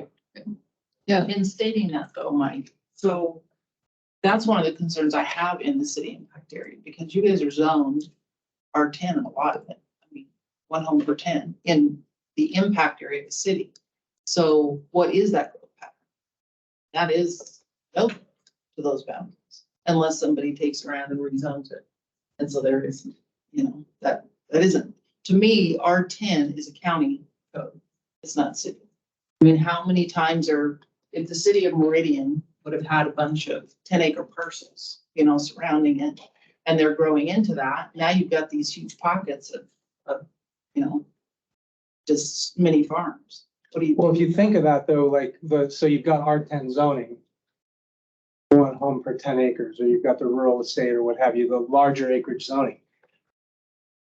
Those were determined by our community.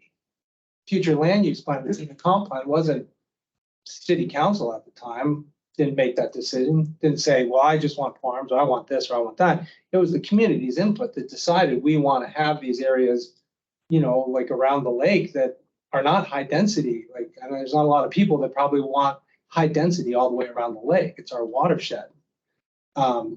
So I don't think it's really a city kind of thing, because it's the city and the county both adopted them, and they came based on the community's input. I agree with you for most of but what I'm concerned about is I think someday we're going to get challenged in court because the city is basically zoning the impact area, which is illegal. You can't do that. And I think we're all going to get challenged on that. That's what I'm most concerned about. Layhawk case was kind of similar to that. And how we can fix that, man, I'm open for suggestions, but. Or is it adopted by? Yeah, because I mean, By the county, so hearing that the county adopted. the city didn't decide what the impact area is going to be, right? The city and the county decided. The city and the county together. decided what it's going to be. And it's your zoning. It's just that the county and the city chose at the time to have the same zoning. Right.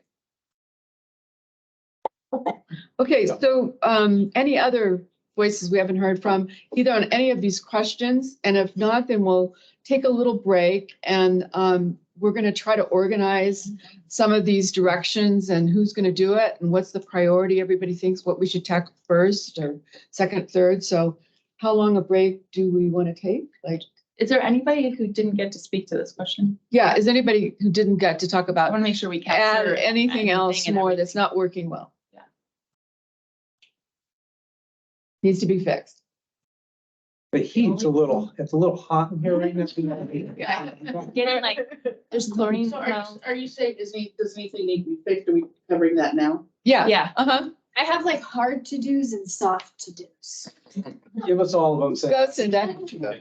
Go for it. The short-term rentals in the impact area. Okay. Is that a soft one? Or is that a? That's a hard one. What did I say? That's not hard. It's hard. Sounds hard. Okay. Definitely. Very fragmented. Anybody else? That was a good one.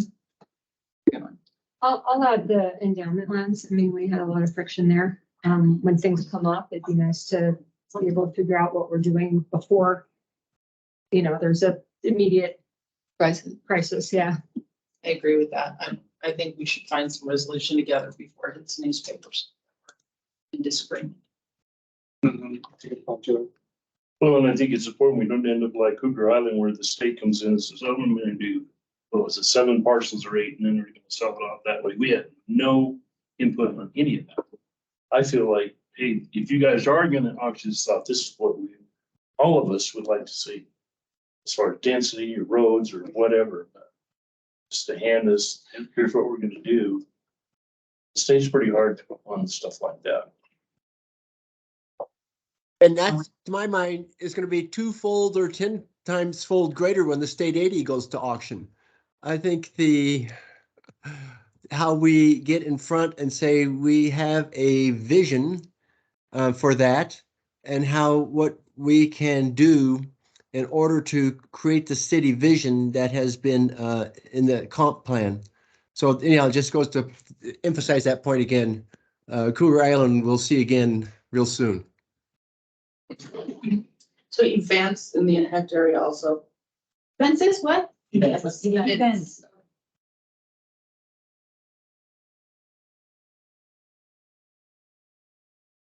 Anything under your business license that we have a conditional use permit for. So we currently only administer planning and zoning and subdivision and development. So you're talking about like the stuff like our clerk's department does. It's business license. Are you talking about making them consistent, or are you asking about our staff doing it? Well, in the city, you issue event permits by the city clerk. And so if they want to do that in the impact area, you have nothing to guide them. Because they would look to whatever the county code Because rules are. planning and zoning codes don't apply in the impact area, so it's a no man's land. They do. Yeah. Because we don't do business licenses. Right, so that would be, I think, a county decision if you want to create business licenses for entities that are in the county. I don't know that we have the authority to do business licensing outside of the city limits. But you might have a land use code that covers. I don't think it's a land events. use. Well, I don't know. I'm not. I mean, you're talking about a temporary use permit, Cinda, where that would be in the land use code, where there's provisions for how you issue a temporary use, what's the length of the use, cleaning it up afterwards, Right, typical standards like that. I don't know if you have that in the code now, or is that something you think needs to be? So that's what you're. I think something needs to be done in the impact area because right now, like, for instance, last summer, there was the gun clubs that wanted to go in and have shootings and gun sales and everything else, and we don't cover it. You guys didn't cover it. They were gonna get to do whatever they wanted. So it's the concept of a temporary use permit that needs to be. What do you do in the rest of the towns? So wouldn't that apply within the? No, because they're land They use only conditional use have- permits.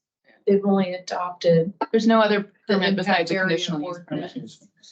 So I see the overlap. Yeah. Or the under. So there needs, overlap. So Brian, I'm sorry, Brian, did you have a comment? No, I was just gonna throw in my clarification, but you guys made it back around to where I was. Okay, okay. All right, are we ready for the break, or anybody else have something that they think we need to improve on? The only thing I would say is when we're doing any kind of code changes, please get them to us in enough time to be able to review. Okay, process the code. Monday meeting, it's just not. We need more time for Something.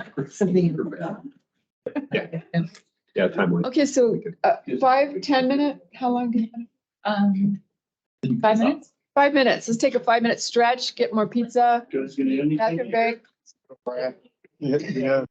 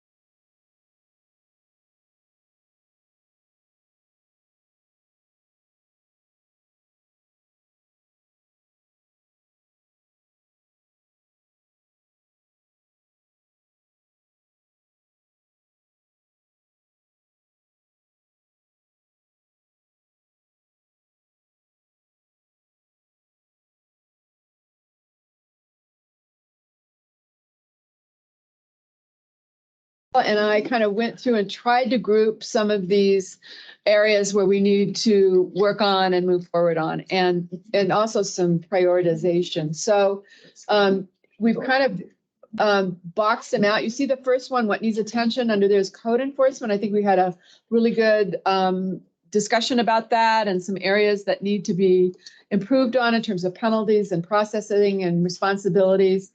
So we've got legal on there as a responsible party, and it's a pretty high, I think we think it's a high priority. And I think from the discussion, I got that sense too. Does anyone not think it's a high priority here? Okay. And then there was a lot of issues that came up related to density within the area city impact and the interface of the infrastructure improvements, particularly sewer services. And so there's a lot of ongoing and planned master planning efforts that are going to happen. Certainly the sewer program, the city is going to undertake a comprehensive plan update 5-year review next year. And it'll be next fiscal year. So we'll be working with the county on doing the 5-year review of the 18 plan. So we put master planning like behind a couple of these different ones because they really fall under that realm. So it's like a coordination of sewer master planning, comp plan, probably some capital improvement plans with some of the different infrastructure providers. Yeah, so gets at your comments, Robert. And then on the bottom there on this first whiteboard, you'll see there's a number of ordinances and short-term rentals, the temporary use issue. The staff is really the area I think that the responsibility should go to in that and those. And then the state lands endowment issues, that's really one I think the electeds need to talk about. And Our next meeting is February 6th. But hopefully we are dealing with some conversation with different people. Yeah. Okay. Next meeting's February 6th. Okay. All right. So how does that kind of cover that whiteboard? How's that feel with everybody? Okay. And then as we moved over here, we looked at the code enforcement officer and the delegation of responsibilities there. And that's a city, it's a county discussion. It probably is, the county kind of, I think, needs to decide what they want to do and then work that through the city. And that sounds like a high priority too, as soon as your code enforcement person gets up to speed.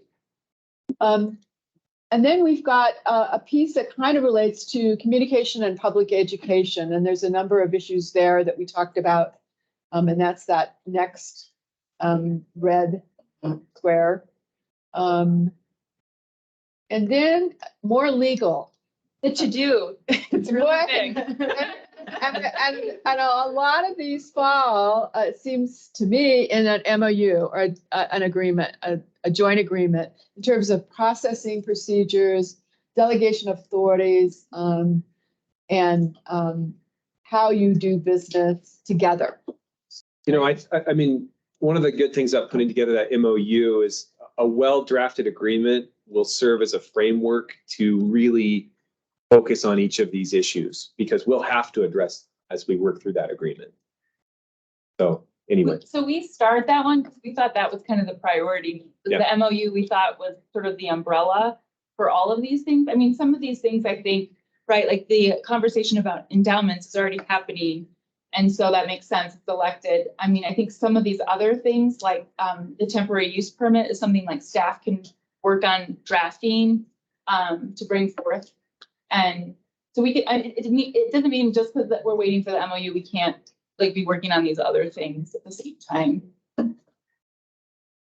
So comments, what we missed. And will that be a part of the comp plan review? I mean, we need to make sure connectivity is absolutely addressed. Yeah, because when we did the last comp plan, we rolled together the comp plan, the city's transportation plan, but the county didn't have one at the time, and housing. But it would be great for the next update to roll.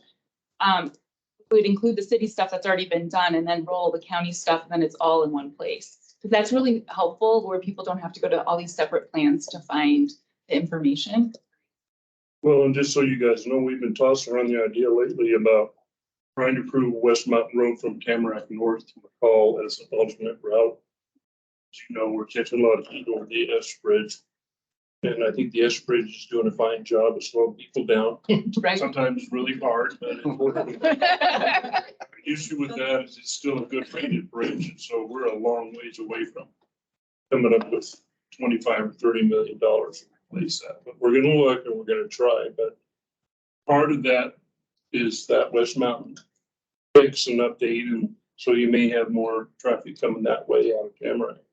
Just keep you guys in the loop. That's great. Do you guys have a timeline for your transportation master plan? It's supposed to be, I think, within the next 2 or 3 months.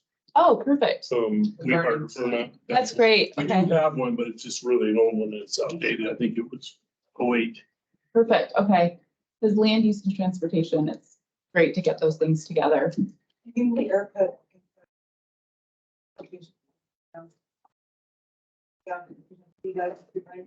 Okay. We are gonna engage with the cities. All the cities will be asked to be paid. Okay, so what have we missed? Amazing. Does everyone agree that MLU is like the priority and starting point for a lot of this stuff? I'm really interested to see what you're gonna do about temporary use, because we have a lot of, like, the dog sled races that are kind of an annual thing.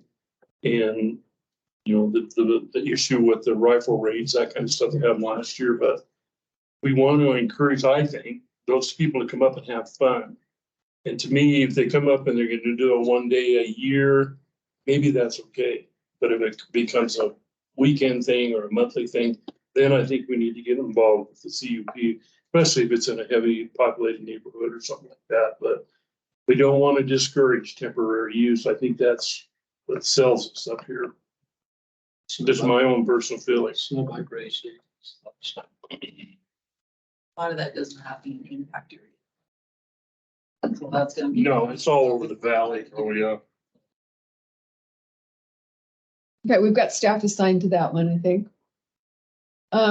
Any other comments about priority areas? Anybody want to put a timeline on any of this? I mean, I've already sent an email to have my staff start to gather agreements from Ada and Canyon County. So we'll get rolling on that agreement soon. So Diane, my question, I know that there is draft legislation out there, which will change all of this. So how fast do you want to push until we know what comes out of the legislature? I've seen some of that. I don't think it's going to change a lot of this. Yep. I think the focus on that I saw was really on the mediation The process. overlapping areas of city impact. Yeah, to resolve the CUNA 2 cities. Star Middleton. Yeah. start.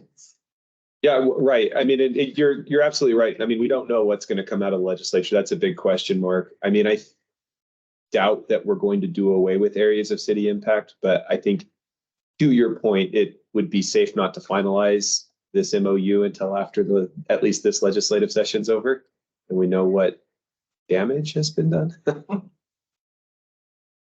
just don't want to spend a ton of staff time and, a lot of legal fees in order to accomplish something that may change. I mean, Brian, I don't know what your input on that is. If we want to put the brakes on it and wait till the end of the legislature, I don't care. Well, I certainly think that it's worth monitoring the legislation. I mean, in January, it's so hard to predict what's ever going to happen in March or April. But I think the point that well made that it'd be a shame to waste a whole lot of time and then have to redo everything.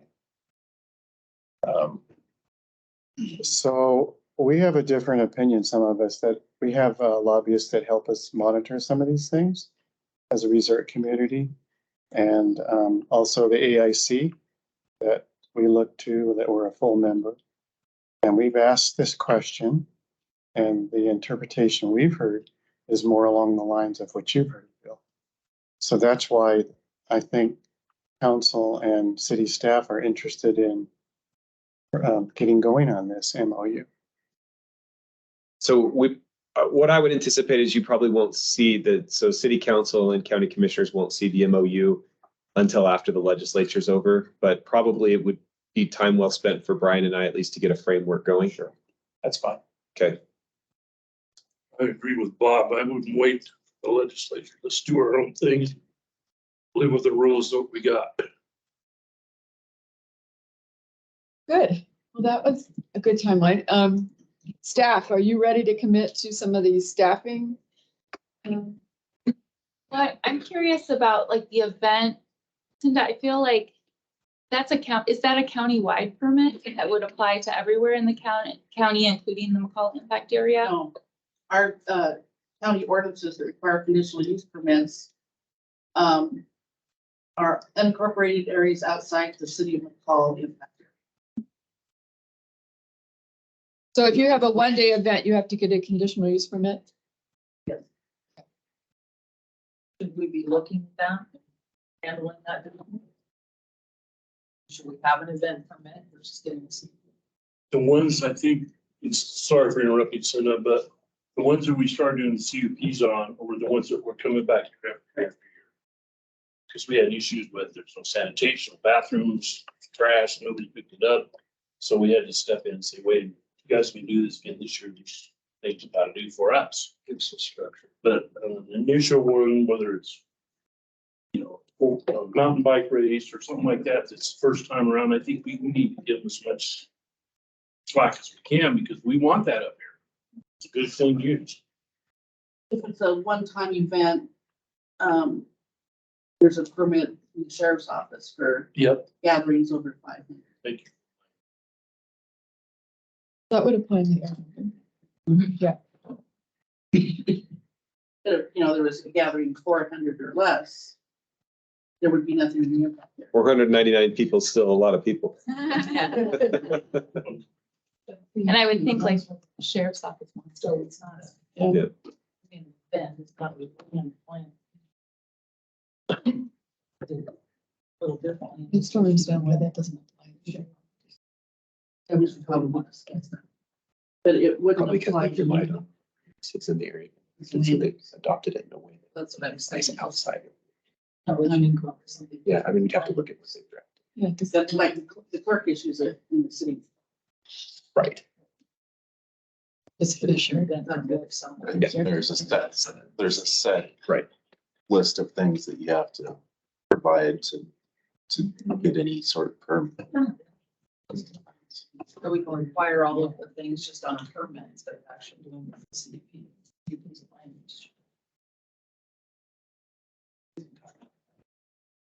Are we gonna talk about the maps, We can talk about, our size and all that stuff tonight, or we can do that? Is that on the agenda? I think we folded that into this master planning. That's gonna look at the whole area, again. So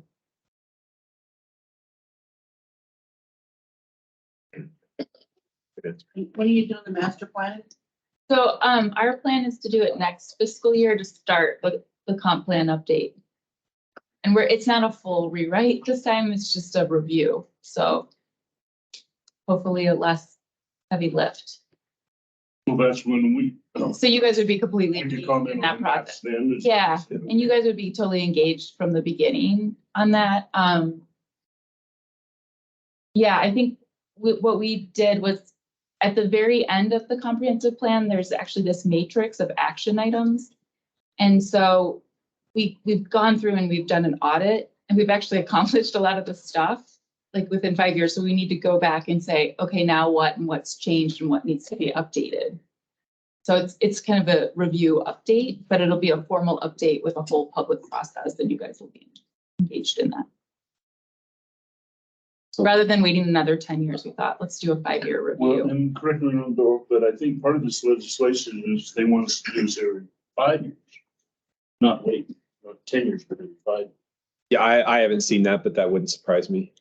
You saw it, right? okay, where are we? Any other priority issues? Looks like there's enough on the plate already. Annette, Hi, just wanted to add because Erin is watching remotely, but she sent me a text that one of the things that we could do through my office with Vern that would help with the transparency education, all of that, is to develop an impact area webpage that we can point people to, that'll have all of this information in place with links, the maps, the FAQs, you know, all that kind of stuff. And she thinks she can have something done in the next month. Then It's terrific. Then we can start, you know, as these things are getting built up or people need to weigh in to comment on it. Or landing page if it's. I know that wasn't a task specifically in there, but it would. It's right there. Meredith, put Annette's name by With that. the communication and all that. Yeah, and then so- Erin. Yeah, and I then, think we put like education communication just again, Erin. Can we maybe practice parallelism by having that page reflected on the county website? Absolutely. Who's our webmaster to add to the task Mackenzie. force? Mackenzie. Mackenzie Kramer. great. Erin knows where to find her. Thanks, Erin. Okay, how are we doing? Everybody exhausted? I think 2 hours is usually about as much as anybody can take at one time without their brains blowing up, so. We're always On a used to having Thursday. meetings going on. Right, yeah, okay. I just have one question about the short, or the impact area and short-term rentals. And I guess where are we on that whole thing? We went along for a long time with City of McCall and put something together. It's in place right now, but what's the county's position? So we don't want any more, period. Well, I'm agree with you too, El, but I don't know if that's gonna happen or not. I guess. Pretty hard to stop it. Yeah, I think it's hard to be prepared, but summer's coming around, not so you can see outside right now, but I live next to a short-term rental in the impact area, and I'm really concerned about it. My wife is too. She's actually the one that told me to ask that question before I left the room, so. And I think, Cindy, correct me if I'm wrong, but I think we just had to actually approve one Monday out on the way to Tamarack, 26 people. And we have 4 that are, I think, around 20 or 24 people. Now, my concern is somebody builds a 10-bedroom house, we could have 48 people in that house. Yeah. I don't know how to stop that. I don't know how to fix that. I don't know, I don't see in your ordinance yet, Tony. I think we Yeah. need to have a collaborative meeting and look at your ordinance and see how that meets with counties. Ordinance or counties I requirement. mean, look at the city ordinance and then see how it's gonna mesh in with the county as far as the impact. Well, and I think this is an interesting, because we only have 2 ordinances that are different now, and the short-term rental one was right at, like, we were gonna have a joint workshop to talk about short-term rentals, and then we went into the 10-year review and said no more ordinances. So we ended up just moving forward with it within the city because it was super important, and we worked with McCall Fire on what we're doing is a health safety inspection as part of it. I think our standards pretty much are mirrored you guys. They're slightly different in terms of some occupancy numbers. But generally speaking, they're pretty darn similar, with the exception of that inspection process that McCall Fire is going to do. But we're happy to send that your way. I think the problem right now is that you guys have just the general ordinance. So it's not that your county ordinance applies to the impact area. It's the old short-term rental ordinance still applies to the impact area until you update it. So that might be something that we can look at to figure out if the county's interested in adopting the same one, or if you want to adopt a different short-term rental ordinance and manage that differently. So are you suggesting the county is going to manage the short-term rentals in the impact area? Well, I mean, if your ordinance is terribly different, it's hard for us to. Well, so here's the deal right now, Cinda, like, so we just updated the ordinances, so we're requiring permits, right? Short-term rental permits. But those are administered through a different title, which isn't covered under an impact area agreement. It's like the clerk Title IV thing. So, so right now the ordinance in the county it's a conditional use. What is it? 19 or more? But that's what it is for the McCall impact area right now.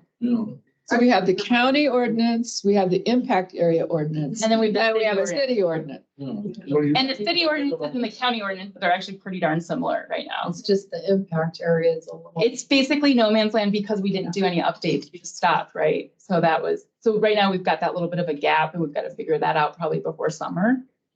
I think that should be probably a priority if we want to figure that out. before summer. Well, and I think what we've been encouraging our planning and zoning to do is include it on CCNR. So if the developer will commit to no short terms, we're gonna get that in writing. That's about the only way we've been able to kind of slow that down. For new subdivisions. For new subs. Yeah, for new stuff.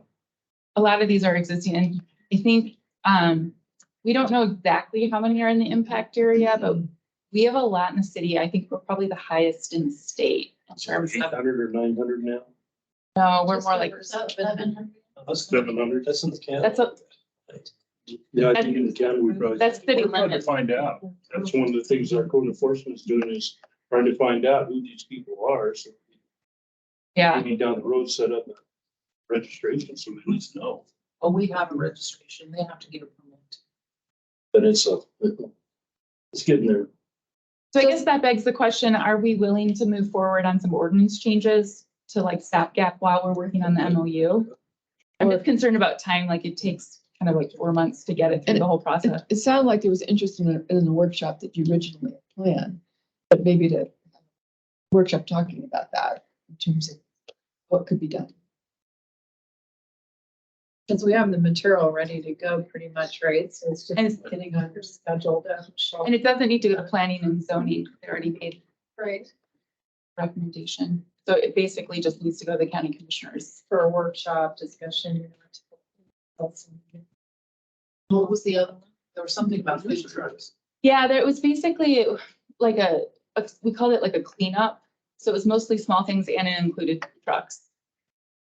So it's putting some regulations around food trucks, which again, you could or could not adapt because generally speaking, the food trucks are in the city limits and they're administered through our clerk's department. So the permitting piece is happening through our clerk's department on short-term rentals as well as trucks and vendors and events. But so for the larger short-term rentals, we still do have the CP. Within the city Yeah, limits, yeah. but within the impact area, now it's 19 and above, which was the old standard.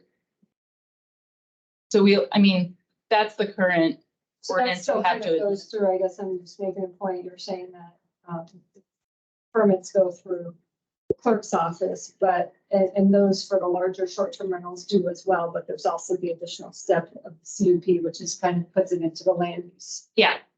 Yeah, we still have the land use piece in place. Yeah.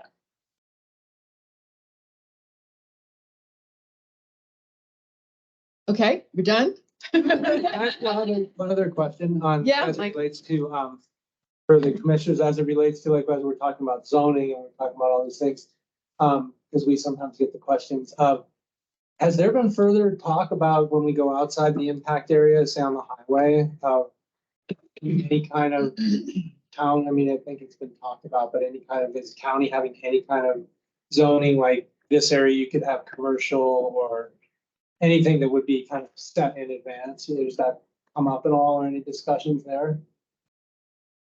Cindy, you could probably answer that one. That's on our list of things to do. We got sidetracked by a 6-month conversation about recommendations on impact areas. Amen, sister. That was still We're really That's excited an about ongoing. Oh, we did. We were working on all that stuff and then we had to move. Right, Neil? Oh, I just need to stay up and work all night too. We may have. I think our jurisdictions both have so much going on. It's crazy. Yeah, and we may have a comp plan. review. We're trying to find funding for a comp plan, at least to review ours also. That'd be a good time to do all of that. Yeah. The one ordinance that I can go, if it's already in our code or not, the one thing that we had somebody just screaming at us about this summer was the one where if you build a shop, it's over a certain size, you have to put an ADU. Mhm. Is that Yeah, so that's Is one that that the already been city and the adopted? county adopted, and just a little bit of background on that one. So ADUs are accessory dwelling units, right? And they're typically, in most jurisdictions, they tend to be very small, so they put limitations of like 500, usually not more than 800 or 1,000 square feet.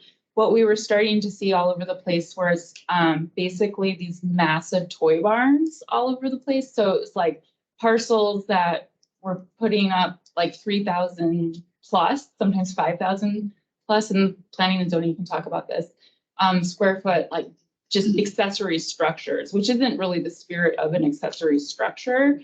And so basically the ordinance was put in place. So we were like, we'll have the allowance up to 1,499 square feet. It's just an administrative approval, right, Brian? You just get a building permit. You just get a building permit. There's no approval, which is much bigger than most other communities. And then we said, but if you want to exceed it and put up one of these huge toy barns, you can put a local housing unit up above as sort of as a mitigation, as opposed to just disallowing it. So it was like, it was an incentive to basically require like local housing if you're going to put these things like in neighborhoods. We're getting a lot of complaints about these massive toy barns. And an alternative to just. Into prohibiting it. It was an alternative to prohibiting or like putting a cap, which is very normal. So that was the rationale behind it. I think we've had 1% complaint. Well, we've gotten 2 dwelling units out of it, 2 local housing units. Okay. But yeah, we've had one very. Only had aggressive 1%. Complainer, which wound up figuring out that you need to house the employees. And wound up thinking it was a great idea. Thing that I've only been on 3 years, so. Yeah. I don't, believe we've ever participated in a workshop about those types of ordinance changes. And that is something that I think that we need to have more open communication when you guys are gonna look at those types of things, that we're all discussing it prior to just getting it on Friday, wanting it adopted. Yeah. So I think that's the MOU is would be a good Together. vehicle for addressing that. Mhm. So what the process is. It is, it's already Egg done. exempted? Yeah. Yeah. Eggs are specifically exempted as long as it's like specified, this is for tractors and not boats. Yeah, I think that's reasonable, but there's a lot of farmers out there that aren't really farmers too. So it's the other side of that. Well, on the other side of that is you come real close on to crossing over into personal property rights. Tell a person, he has to do this. Well, that's one of the different things about zoning is that you have the right to put standards in place. So you, by right, an accessory dwelling unit isn't necessarily, so you get into the whole issue of you can allow this with standards, right? So you're allowing it up to sort of a reasonable size. Once it gets beyond that reasonable size, you can either prohibit it or you can provide an exemption. And that was a way to provide an exemption. Kind of like conditions we put upon subdivisions. Yeah. I mean, we're allowing them to do it, but they have to abide by certain. things. It's called, it's the nature of the beast in our, it's like, it's getting bigger and more toys. Toys, That's toys, what toys, people- toys.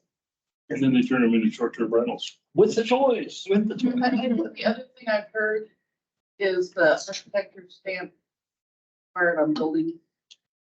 That's. I know that. So that requirement has been in place since 2006. And that's only required for homes greater than 3,500 square feet. And the rationale behind that, when it was put in place, that was, I think, put in place before I got here. But the idea was that if you're building a large home, it should be a site-specific home. I guess at the time, we were seeing a lot of people just sort of plopping down houses that doing like significant grading and basically taking these sort of like pre-designed homes and trying to like shove them into landscapes and clear cutting and doing all these other things, right? So that was a way to mitigate that. So some of the things we're talking about, there is a process in place called a zoning code amendment, which I think is probably outside of the conversation of tonight, but we can definitely talk about that in future. Madam Chair, I make a motion, we adjourn. Everyone's getting low sugar and low energy. Make a comment. Yeah, go ahead. Get the last word. Yeah, good. About time. You're supposed to hit the table, man. No, I guess first, this has been a nice discussion, and I think that we have a really tangible, thing that we can start with an MOU that will help kind of continue the discussions and guide what we're doing. But one thing that I picked up earlier, you commented a couple times on, the other communities not having P and Z and being kind of loose, and that, this gets kind of outside of just the area of impact type discussion, is how can the city help the county on on the bigger picture of the county level, if there's, how do we participate on that level to help with, whether it's the short-term rental thing or permitting events or whatever. I think that's a good discussion. But, kind of beyond just the area of impact and other discussion, I guess, food for thought is, how do we get uniformity throughout the county with these communities that may not have the resources that the city or the county have. Like, for instance, when I was living in Colorado, I participated in this land use resolution development that was a countywide thing that kind of laid out, development guidelines and kind of said, here's what we want to see, here's what we don't want to see, and kind of on the bigger picture of the comprehensive plan type thing. To me, that's important to be able to continue that discussion with all the communities, and how can we continually come to the table to make those improvements to lay out the stuff that we would like to see, and try to, how do we continue to guide our future, because we are getting, crowded up here, and, I think probably a lot of people in the room aren't excited about what's happening just on the edge of town, And my response to that is, if you have friends in Cascade or Donley, get them to run for office. Get them involved in their communities. There's so many people that just watch the world go by. They don't even vote anymore. 27% last time. And it's civic minded people we need. So we haven't talked about this yet, but one of the people that just applied for the planning and zoning commission actually came from Oregon. And there was a full 2-year study done as a regional community with all of the cities engaged. And what that was a planning document that said, this is the way that we as a regional community want to grow. And they envisioned doubling in size in 20 years or something like that. And then where would that happen? How would that happen? What would infrastructure needs were there? And I would love to do that kind of planning. Get everybody to the table, talking together. The first step is this regional master transportation plan, because we're unique. We have 3 roads that go over water bodies, which drives all, discussions as far as where development should go. But so we have to be able to move people throughout the community and then engage in other conversations. But it's a great idea. I don't know if you guys have looked at that yet that Joel sent us, but there are some other communities that are doing regional planning, and I think it's time to do that. I think it's a great idea.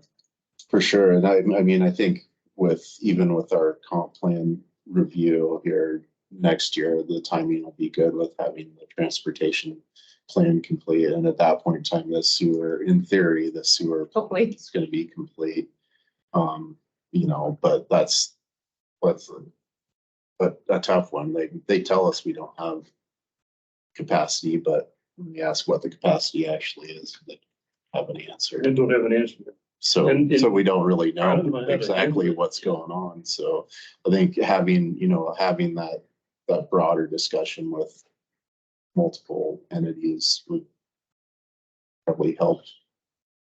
Well, and it may take a leadership change. It may take different people in it to make the change, but There's so much money raining out right now for sewer upgrades. That's what Donnelly's doing right now. I don't know what they're doing. I kept asking Dale before he left if they had applied for planning grants, construction grants. They're telling me they have.